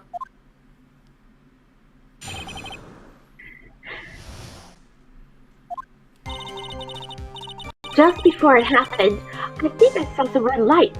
3 of them. I thought I'd ask for help. Just when I was splattered with blood. She wasn't dead though, and she struck back at the enemy behind her. Suddenly, the red lights went out and the whole area was dark. Just at the moment, there was a horrible scream. Right after that, Dahlia collapsed and I lost consciousness. These red lights, I thought you said you don't remember seeing them. I'm sorry. I thought I saw them, but then they disappeared all of a sudden. Ha. Things break, Trite. Even the best of theories. Who was it that stabbed Misty Faye? It looks like you still can't prove it. Maya's telling the truth this time, I know it. The rest is up to me. Well then, Mr. Wright. Proceed with your final cross-examination of the witness.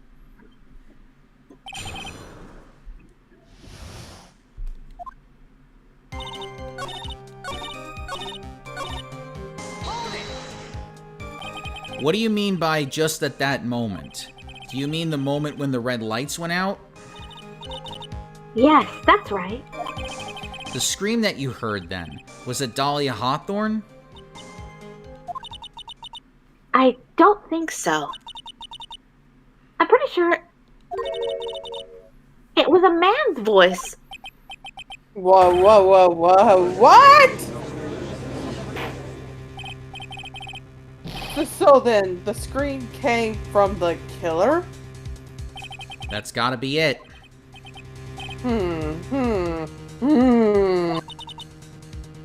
I think Dahlia Hawthorne must have taken the blade and attacked the killer with it. And the killer let out a scream of pain, huh? After that, the killer stole the blade back and delivered the final blow, I guess. Well, Mr. Wright, it seems to make sense to me. It sounds like a reasonable deduction, but I still kind of wonder. I'm sorry to say this, but that interpretation would cause an enormous contradiction. That makes sense. After all, my deductions are almost certainly never correct. Remember the testimony she just gave? Before the killer let out a scream, Maya said she had already been splattered by the victim's blood. In other words, the blade in the staff had already been plunged into the victim. Is that right?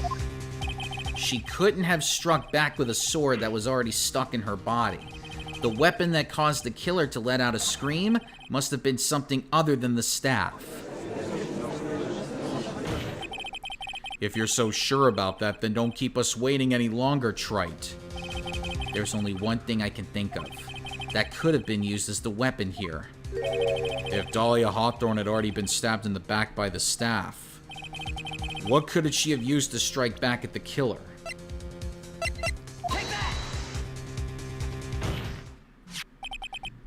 Naturally, the dagger the killer brought to the scene of the crime. Oh, that's right. I forgot about that. This dagger was found at the crime scene, stuck into a pine tree. Yes, the detective found that this morning and brought it to me. Dahlia Hawthorne struck back at the killer with this, and she managed to wound him as well. Just because he let out a scream doesn't mean that he was wounded. For all we know, the blood on the dagger could have been from the victim. Have you forgotten that the blood has already been tested? Since we learned it wasn't the victim's blood, it must be the killer's blood. The killer must have a wound somewhere on his body.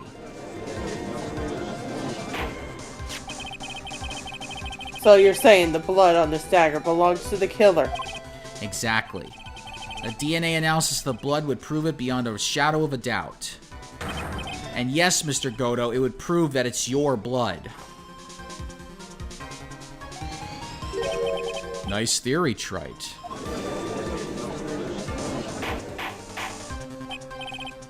Order on the court. Is this the end? Have I done it?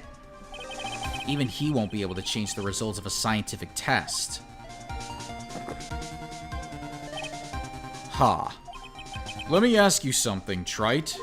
Let's just say that it turned out that I was the killer. Do you really think I would be stupid enough to leave evidence like that? What? Just think for a second. This dagger was found this morning by a detective and brought to me. There was already blood on it, correct? But even so, I was the one who brought this dagger here to the courtroom. Yes, what does that prove?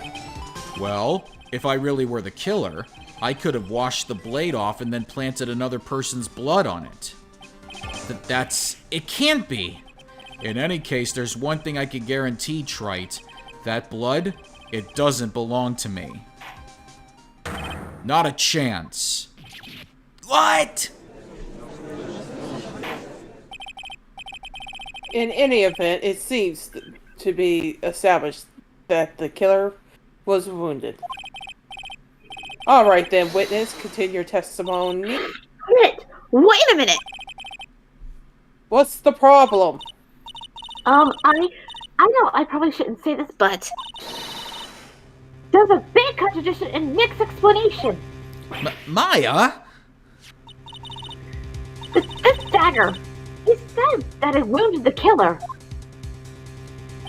That's right. But, if Mr. Godo really had been cut with this dagger, his clothes would have been bloody or have been ripped in them, right? Maya, maybe he just changed his clothes. That solved the contradiction pretty easily. What are you talking about? It's not that simple at all. Remember back to the day of the murder. Everyone that was on the Innu Temple side got trapped there. That's right. And once the bridge was fixed and the police headed for the inner temple, Mr. Goldot was No, already... that's Maya. Always there waiting for them. I'm half asleep over here. He never had a chance to change his clothes. Ah! Order in the court. What the witness has said. Well, maybe he brought a change of clothes with him. But no one could have predicted the lightning strike that shut down the bridge. Why would anyone have brought clothes for a change? Brought a change of clothes. Ugh.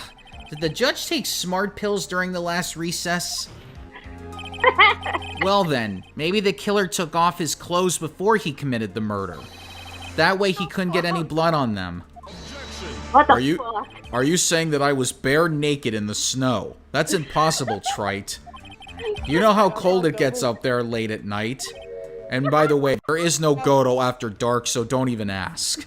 Eh. After a few minutes with no clothes on, you'd be frozen solid. Ah!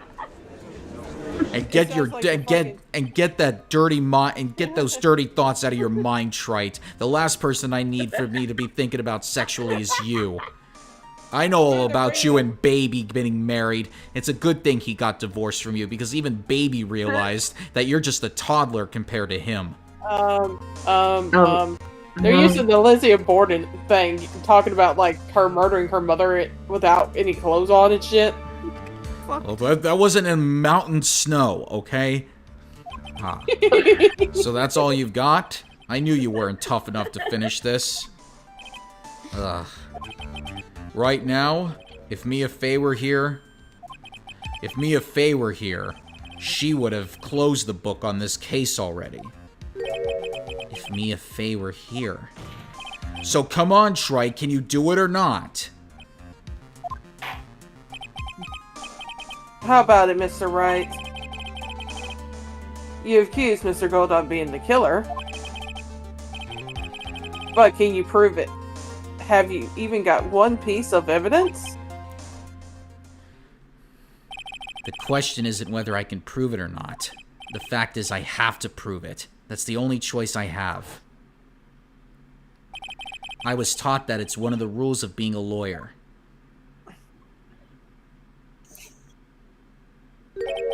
I can prove it. I'm going to bring your magnificent vengeance to fruition just as you want it. Huh, that's good. A fighter to the bitter end, Trite.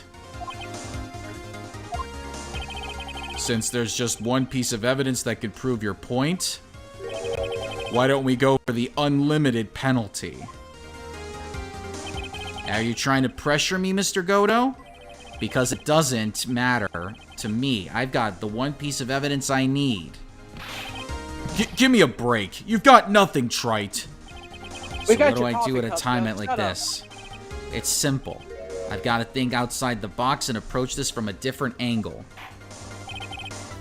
Alright then, Mr. Wright. Let's hear what you got. There's one thing I've demonstrated in the previous cross-examination. The killer was wounded. That was proven by the blood on the dagger. But we decided it was impossible for him to have hidden such a wound. If he had been cut by the dagger, there should have been a blood stain on his clothing. There's one place the killer could have hidden his wound. What did you say? Hidden? Someone's at my door. This is it. My last stand. I need to think about this from a different angle. I don't need to think about why there were no bloodstains on his clothing. I need to show how he hid the wound. It's the end of the line. The final stop, Trite. Let's hear what you've got. Where's this location where you say the killer hid his wound? Ha! I don't know what you're talking about, and frankly, I don't need to know. What I do know is that you'll never be half the lawyer she was. Isn't that right, Trite? What was that just now? Mia? It can't be. You're living on through him? Even as we speak, you're still hiding the wound. I'm here, bitches. It's beneath your mask. During the fight, the red lights given off by the killer suddenly disappeared. Seconds later, the killer let out a scream. That's right, your mask went flying off your face. Mr. Godo, would you mind removing your mask? If you have a dagger wound under there somewhere, Oh, hi, buddy. then I'd say this whole case is solved.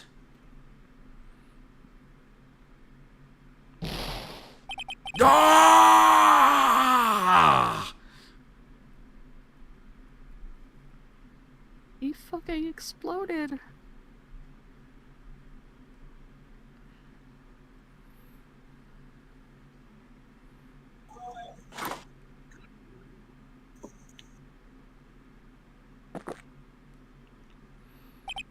Just now, I saw her spirit in you.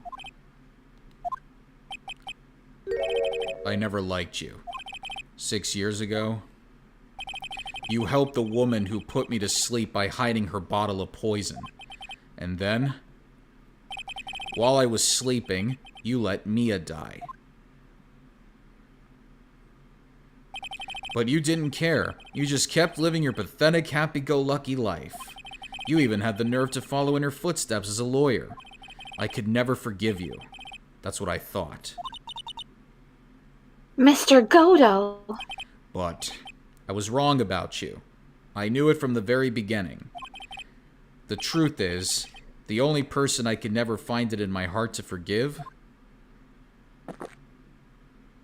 Was yourself. was me.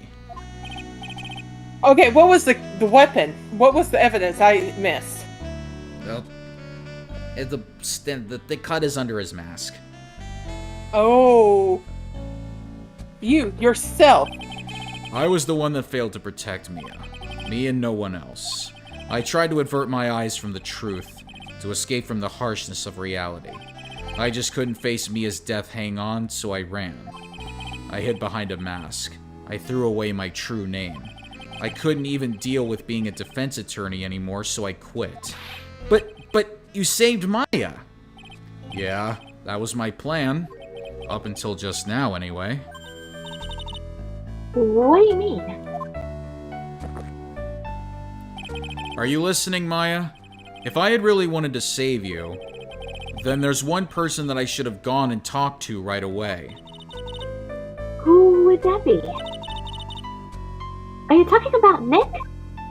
But I didn't do it. I tried to get the help of Iris and your mother, but I closed my eyes to the most important man involved. Do you know why? The real reason? No. Why? I suppose I wasn't really interested in saving you at all. What? Huh? I think I was just trying to salvage what's left of my own broken soul. I was trying to make up for the fact that I couldn't save Mia. Nothing more. That's why I let you walk right into a situation that I knew was dangerous. Forgive me. You're wrong. You put your life on the line to save Maya. Was it really for Maya's sake? Even I'm not really sure. What do you mean by that? That night, in the darkness of the garden when I saw her silhouette, a part of me must have known the truth. The truth that it wasn't really Dahlia Hawthorne standing there in front of me. It could have been Misty Faye, or even that little girl. But I still picked up the blade. It was like I was dreaming.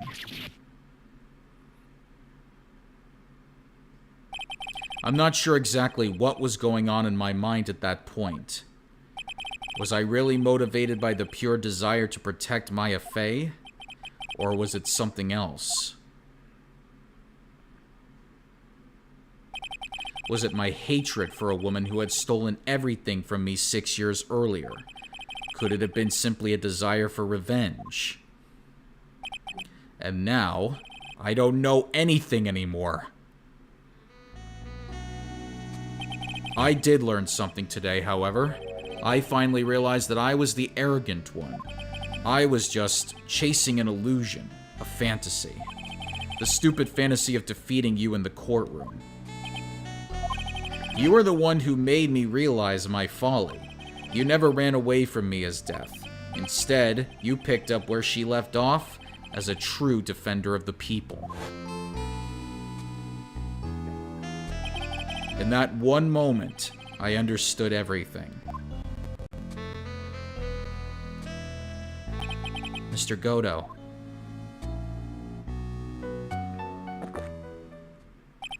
I think you already know this, but if you don't, my name is Diego Armando. Mr. Armando! I believe in you. I know you were trying to save me.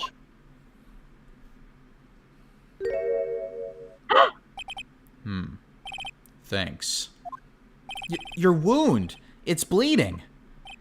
Huh. Did you forget already? In my world, the color red doesn't exist. These must be my tears. What tears? Ever since I woke up from my coma, I think I've been waiting for this very moment. Mr. Armando. You do well to remember this, Maya. The only time a lawyer can cry is when it's all over.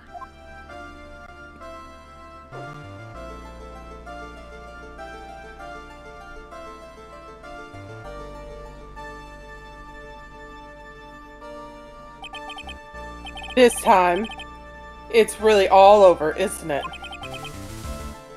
Defendant! Yes, Your Honor? Although you weren't directly involved in the murder, tampering with the body and crime scene is a serious defense in itself. I understand, Your Honor. Mr. Armando explained that to me carefully. I knew the risk. I'm willing to cooperate in any way. Very well. Before I hand down my verdict, is there anything you'd like to say? Well, there is one thing. I'd like to say something to Mr. Wright. I want to apologize to you. Apologize to me? For what? For the case 5 years ago, of course.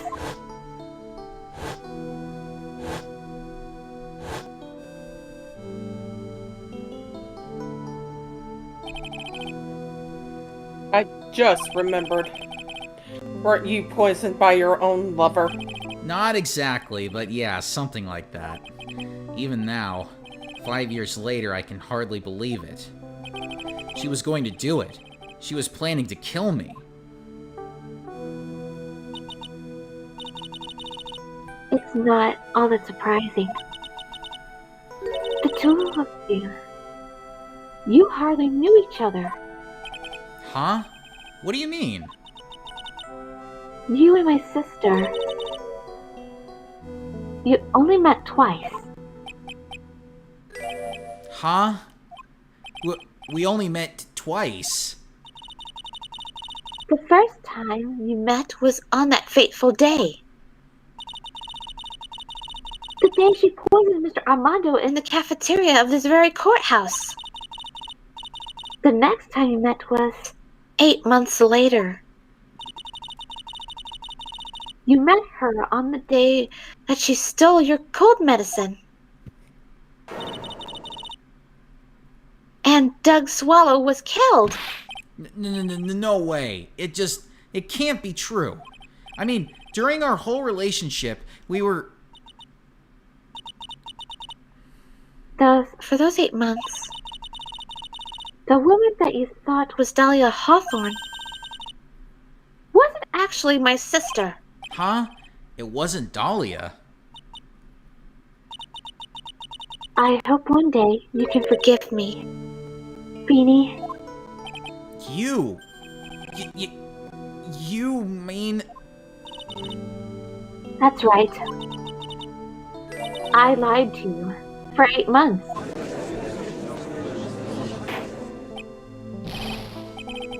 But why? Why would you do such a thing? Ever since she gave you the bottle that day, my sister was trying to get rid of it and get it back as soon as she possibly could. Because of the police investigation and their surveillance, she couldn't move about freely. So that's why you... My sister, from the beginning, she was preparing for the worst. Prepared for the worst? She thought that you might somehow discover the truth. That's why she was always ready to deal with you at a moment's notice. You mean she was ready to kill me, don't you? She already had so much to answer for. I didn't want any more sins on her soul. I begged her not to do it, and she agreed to give me a chance. And that's why you came to me? You came to get the bottle pendant back for me in her place? But I couldn't get you to give it back. I failed at something even as simple as that. 8 months passed and I still couldn't get it back from you. Finally, my sister couldn't wait any longer. She didn't consult me about her plans for you that day. It was the first time that that ever happened. That was a bit strange, wasn't it? Up until that day, you two were partners in crime and she would confer with you. I think she must have noticed. Noticed what? My feelings for you. If I had found out she was planning to kill you, I would have done whatever was necessary to stop her. Even if it meant her life or mine. Iris. After spending those 8 months by your side, my feelings towards you, they changed. I have something to say to you, too. Yes? You really are the person I always thought you were. Even after Dahlia Hawthorne was found guilty, I still believed in you.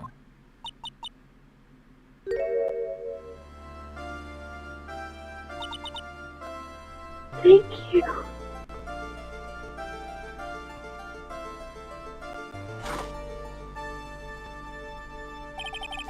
How many cups of darkness have I drank over the years? Even I don't know. I'll tell you this. Right now, this one here is the greatest cup I think I've ever had. Don't you think so, Phoenix Wright? God, no, he's got the coffee. Yeah, I think you're right. The purpose of this trial was to rule on the murder of the victim, Elise Dunham. At some point, I expect you will be tried for your role as the accomplice in the case. I understand, Your Honor. Very well. On the charge of murder, I hereby find the defendant not guilty. Court is now adjourned. Thank fucking God. Thank Christ, man. My foot's asleep. We need to get you some. We need to get you some coffee for your foot. I'm saying. So I guess it's all over. The way everything ended, was justice really served? The man who risked his life to save Maya is being sent to prison by my own hand. Of course justice was served. Sorta. But Mia! I'm proud of you, Phoenix. Your defense was truly brilliant. But I couldn't save Mr. Armando. The man who cared so deeply for you. You're wrong, Phoenix. You did save Diego. You saved him in the only way possible. You mean, with that verdict? I think one day you'll understand too. Phoenix, I want you to remember one thing. Alex agrees. You were as good out there today as any defense attorney could ever hope to be. There's nothing more you can learn from me. Mia? Does that mean you're gonna go away forever? You've accomplished something I wasn't able to. I owe you a great deal. Thank you. Mia? I'm sure we'll meet again someday, Phoenix. Yeah, when Maya gets her ass in trouble again. And that was the last time that Phoenix would ever see Mia Fey. Stop talking like I'm double dead. Well, technically in the next trilogy, Mia never shows up. So at this point, Phoenix is now taken over as the badass ace attorney. Especially with the next lawyer who comes up next that Phoenix trains, you'll understand. Only one question. Diego is probably asking, does the jail serve coffee? No. Here's the actual answer. I will be making all of the coffee. And I will use the guards as my own testing testing center. Oh my god. Coming soon, the jail coffee cafe. That's right. I will handle everything. Oh god. I will become the punishment. I will become the most popular. I will become the most popular prisoner in this entire jail cell. Most famous barista behind bars. I don't know why I'm doing this voice. Well, it's like what does that sound like? Those macabre restaurants where like the theme of a restaurant is prison themed. I've handled lots of cases and seen a lot of things. And along this journey, I found myself asking just one question. What does it really mean to defend someone? I suppose today's case produced one possible answer. Nick? Maya? I guess it's just like my sis said. Mia? What did she say? That night, when I channeled Mia to get her advice on what to do, this is what she wrote back in my notebook. Don't worry, Phoenix will save everyone in the end. But... Come on, cut it out with that gloomy face. Am I that really much of a badass? Can't you see? Me, Sis, and I'm sure Iris too. We owe you for everything you've done for us, Nick. I don't know. I don't really feel like I've earned that badass title. Maya. Oh, Alex wants a jail bar. I don't think you want a jail bar. How? How can you be so bright and chipper after all that's happened? You were brutally attacked. You even saw your mother murdered. Ow! Ah! That bitch is back! Francisca! Tale of Softy is always Phoenix, right? Excellent work, Wright. Huh? Mr. Edgeworth, when did you get back? Oh, that's right. I guess no one filled her in on that. Edgeworth and Francisca have actually been helping me. Helping you? Yeah, who would have thought the two main villains in the first two games helped me out this time against the coffee guy? Yeah. If these two hadn't been here on the first day of the trial, the defense wouldn't have gotten anywhere. Wow. But where were you, Nick? I heard he fell into a river and caught a nasty cold, which forced him to sleep all day. I was up at 3 in the morning looking at Mia's case.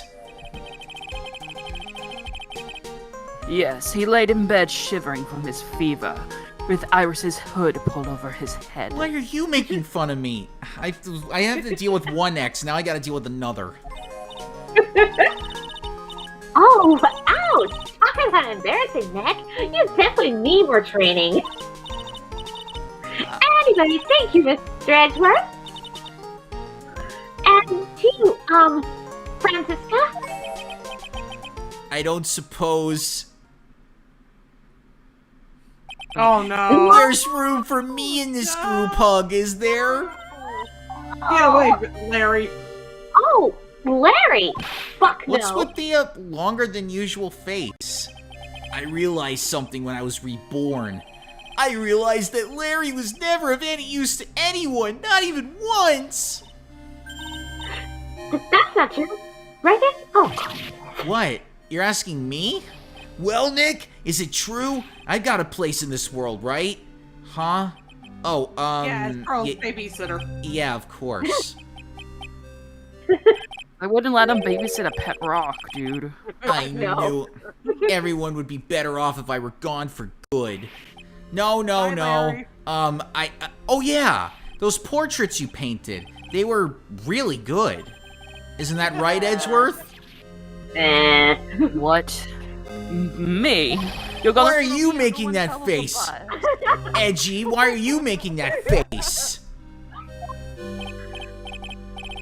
Oh, well, yes, indeed. I certainly can't say that they lack resemblance. Do you really mean it? What about you, Francie? Did I draw you well too? Yeah. My beauty can't possibly be captured in a mere crayon. Maya used glare. Franziska has become paralyzed. She may not be able to move. Von Karma is fully paralyzed. Nevertheless, I recognize the effort you put into it, and that's worth something. So then you'll do it like you promised? You're going to model for my next picture book, Francie's Whippity Whip Trip? Ah! Don't get carried away. Oh. This is gonna turn Alex on. Oh, God. Well, how about that? I guess painting portraits is the only thing I'm good at. The painting of Pearl was pretty darn good, too, if you ask me. Huh? Huh? Now that you mentioned it, I haven't seen her around. Pearls? Where could she have gone? Normally, she would have made a beeline for Maya. Oh, I'll go look for her. Be right back. Probably in the cafeteria eating the mashed potatoes and gravy. Potato time. Pillowy mounds of mashed potatoes. Right? You seem to be uncharacteristically puzzled. I suspect you are wondering how Maya can be so cheerful despite all that has happened. That and why I'm a badass, according to Mia. Yeah. To be honest, I can't understand it either. Franziska. That's right, she lost her father fairly recently as well. I think I understand how she feels. Maya is a much wiser person than she appears, and I think she realizes something. Now is exactly the time when she needs to be as strong as she can. Well, what do you mean by now is exactly the time? Maya wasn't the only one that was badly wounded by this incident. In fact, there was someone that was hurt far more deeply than her. And I believe it's the person that Maya's trying her best not to cry. Someone who was hurt more deeply than Maya? Edgeworth, I think I'm starting to understand too. Ow! Tell me, then tell me, Phoenix Wright. Who was Maya Fey being strong for? Well, we all know the answer. It's Larry. No. Pearl Fey. The answer is always Larry. No, it's always Pearl. The poor kid. After all, the reason that she worked so hard to follow the instructions was because she loved and believed in her mother, Morgan. It's for the good of the Fey clan. I'm sure she believed in every last word. She thought she was doing it for Maya. That's why she was so happy. It shows how truly devoted she is to Maya.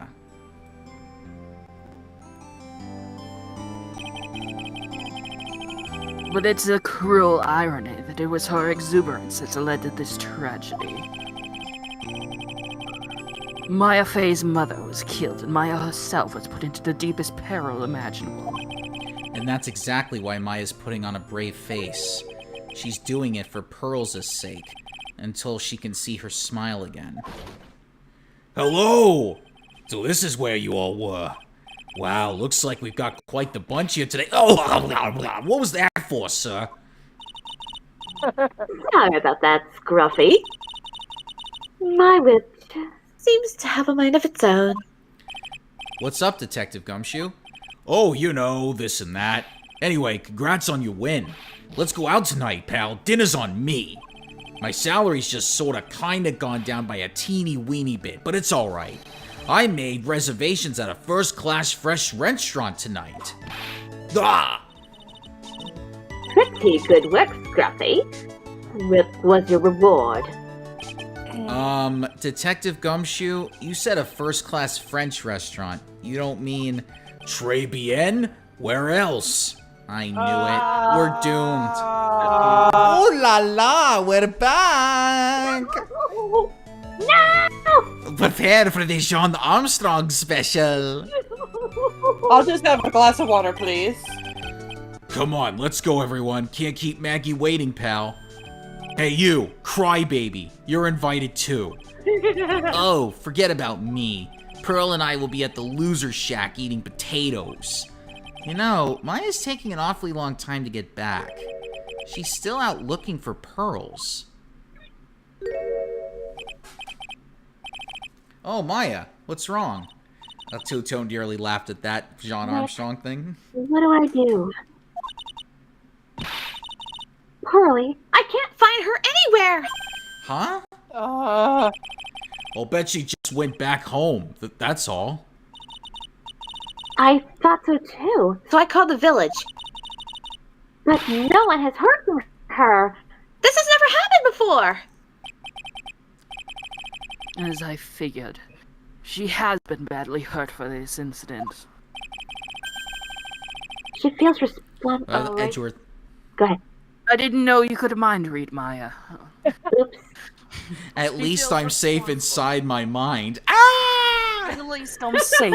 Why am I going Australian? At least I'm safe inside my mind. You went Australian again. She feels responsible for the tragedy that has befallen you, Maya. Hello, my name is Miles Edgeworth, and I'm a pro surfer. Pro surfer by prosecutor by day, pro surfer by night. But none of this was her fault. What?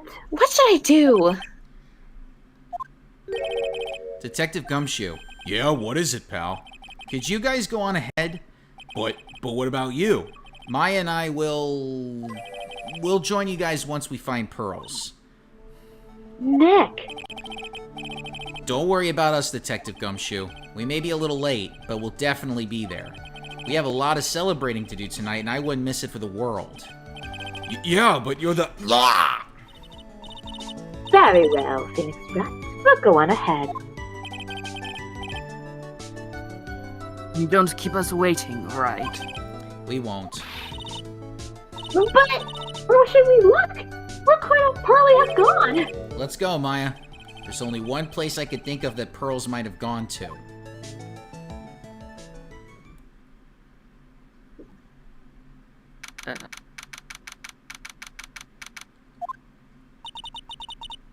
Hazakura Temple. For pearls, I bet this is a very important place. After all, it's where this whole incident started. What's this? You're all back again so soon. Hi. Sister Bikini. I thought I'd be eating mashed potatoes alone tonight. So she's here. Pearly is here? She's in the training hall. Why don't you hurry along and go see her? Oh, okay. Must clean gravy. Pearly's not here. Ah! Maya, the hanging scroll. Someone cleaned it off. Hopefully she Pearl didn't must lick eat it. all off. It's gotta be Pearl's.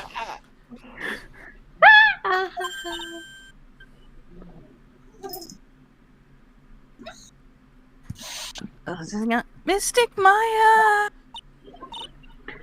Pearly! Why? Why did you leave like that? Mystic Maya. Mystic Maya.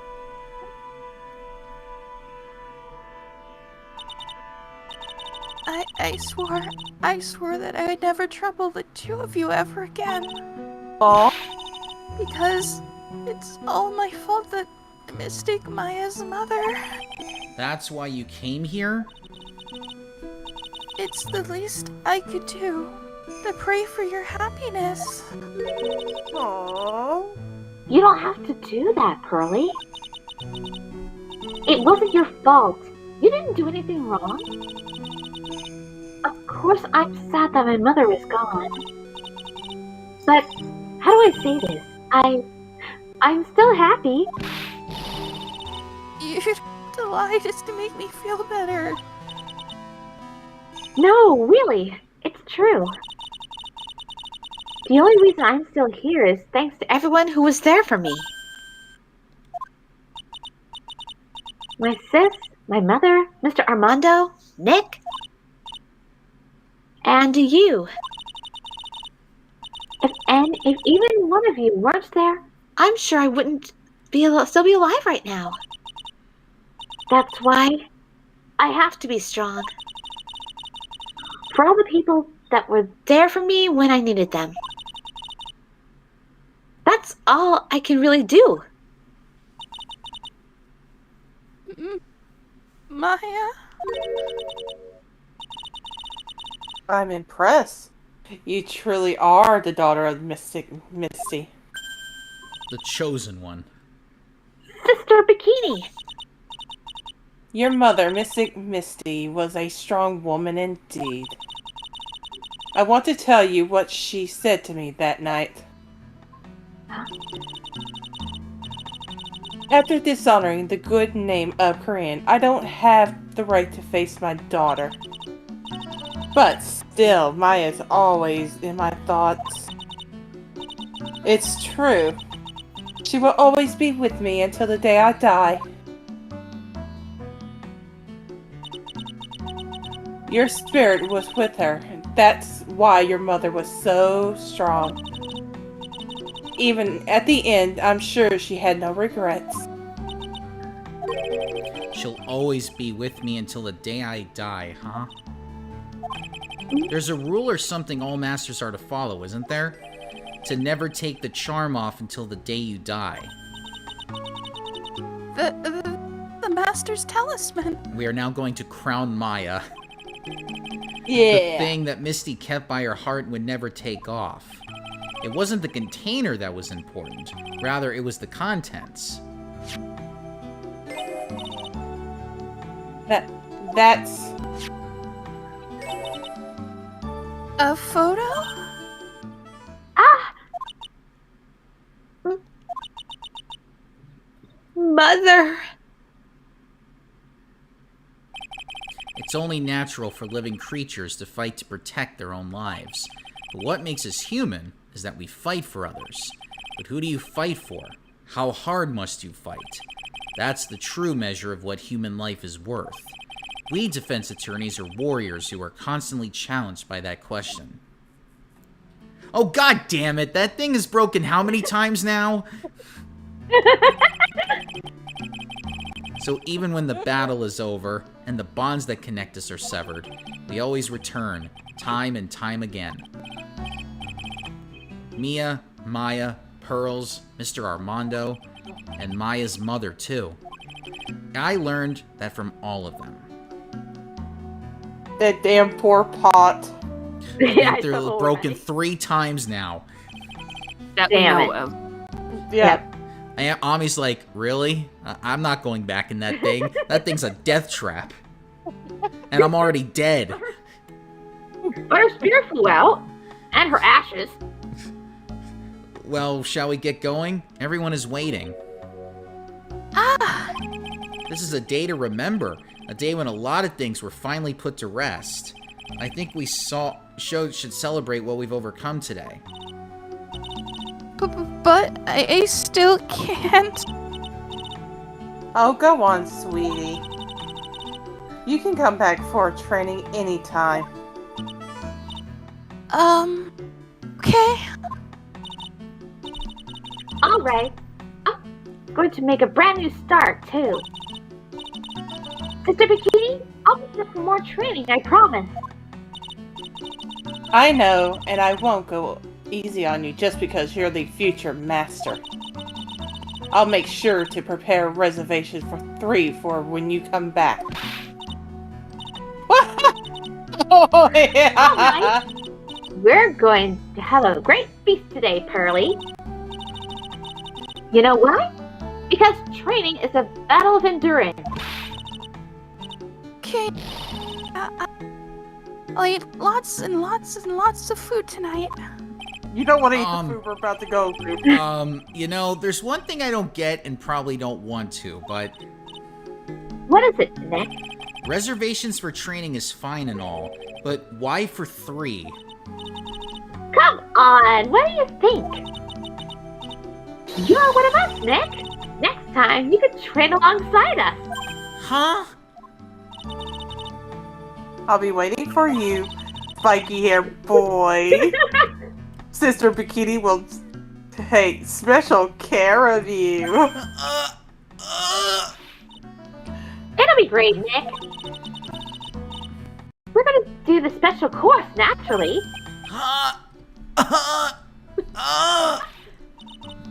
That's a great idea. After all, Mr. Nick, you'd do anything for Mystic Maya, wouldn't you?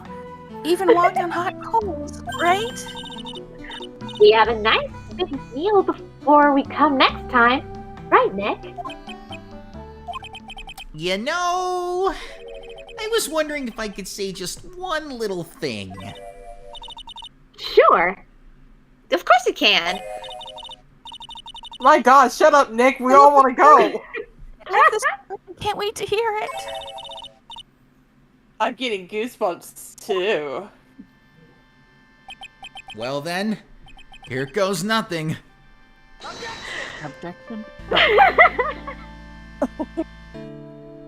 There we go. We did it! Thank Christ. I'll really have to work extra hard now. Master of the Crane and the office manager of Wright and Co. law offices. And I have to be a good big sister to Pearly and Nick too. Well, as Blah, long blah, as blah, I'm not blah, listed blah, as an expert or something like that.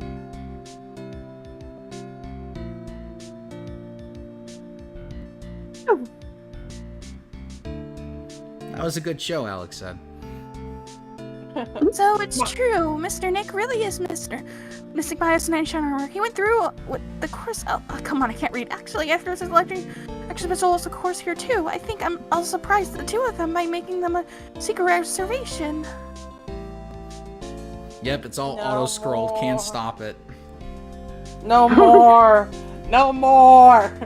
I'll get some Damn. coffee. Maggie brought me a brand new coat as a present, pal. I feel 10 years younger. I'll never take it off. Yes, but somehow you just don't seem the same. Because a dirty, shabby old overcoat is just more detective-like, sir. Don't worry about it. In the name of love, a man will soil himself silly. Don't you What? dare, sir. What? True love isn't shitting yourself.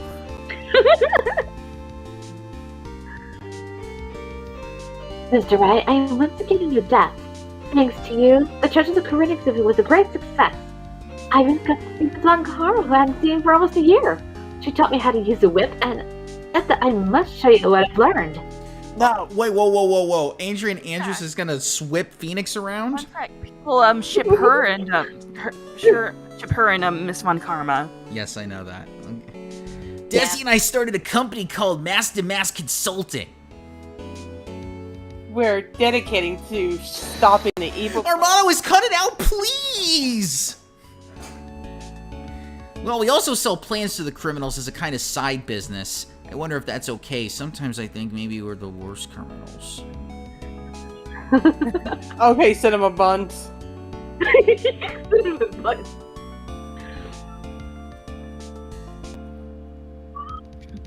I wanted to show my appreciation to Mr. Wright for exterminating Don Tigre, so I lent him $500,000 and a tea set, a special thick tea, one I mixed with my own two hands.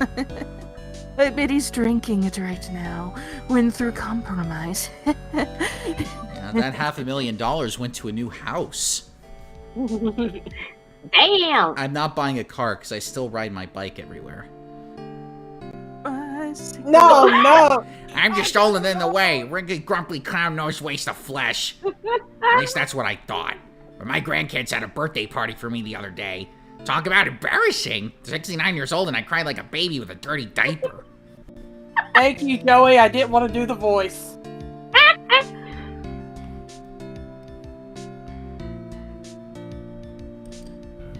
As usual, we have an abundance of work to do. We hired a new programmer to replace Glenn Elg. I do hope everyone will get along. His name is Adam Hamada. Why does he look like As soon as Stephen I King? heard his name, I knew our brain circuits would align perfectly. Oh god. It's the And now same I it's see the that. same exact guy, it's just his name is a palindrome. My, more reporters. Since the murder, we've been made so much money, I hardly know what to do. I think the magazines like us just because I provide such nice videos, especially in the spring. I can hardly wait for Iris to come back. Whoa!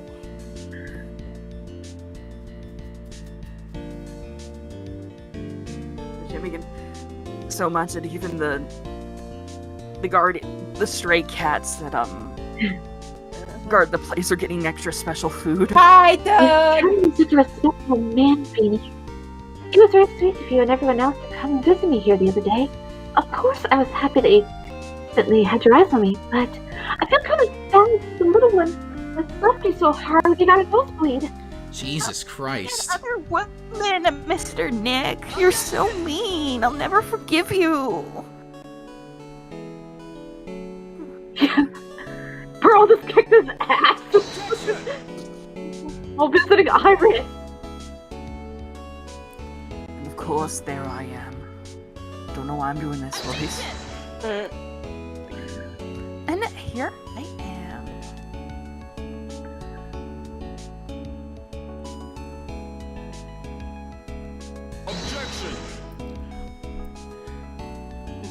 Glug glug glug glug glug glug glug glug glug glug glug glug glug glug glug. I am. Or is it? Hold on. I can show the thing in the chat now, the thing we were robbed of, or... Yeah. I suppose. Hey, I finally got top billing. I finally got top billing. Get out of here, you simp. Ah!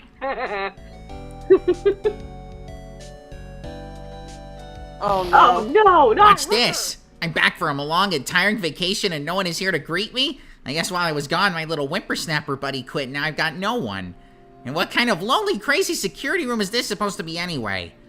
Well, with all the flashing lights and switches, I feel like some sort of space alien. And now what am I gonna do with all these macadamia nuts I bought back for everyone? If I bring them over NGP, I know exactly what to do with them. I can't accept these. I'm afraid or something was just my feelings fragile heart. Oh, when will I ever find a gentleman who will treat me like a refined man who ran?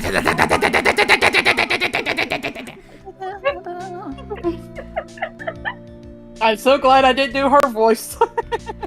And that's the last time we'll see her, too. I I finally found something I love to do! Franzie's Whippity Whip Trip is gonna turn the art world on its head! I should have realized it sooner. Self-centered, lazy, antisocial. I'm an artist. A really good portrait artist. I'm not a loser after all. Yeah, you're There's so no a loser loser. for us. Yeah, we'll be seeing him again. I know, he always... Don't tell me he drew it. I can't hear. Yeah, yes, Larry drew that. And he drew that, too. Oh, it's actually really good. Yeah.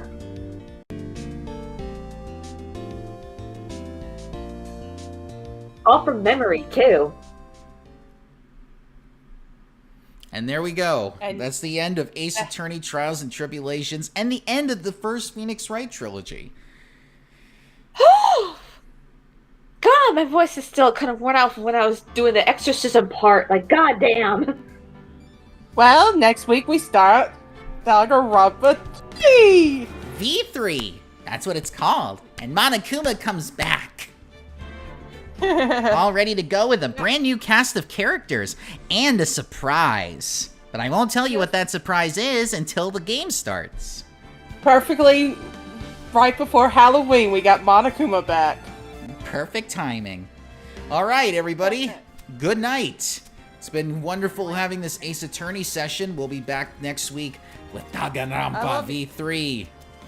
I love you guys, but I gotta go because I'm tired. All of us I'm are. getting sleepy too. Well, no, I've already got 17 cups of coffee in me, so I'm gonna stay up the whole night. God damn it. Well, go play your All right. Mario then. All right, everybody. Good night. We'll see you next week.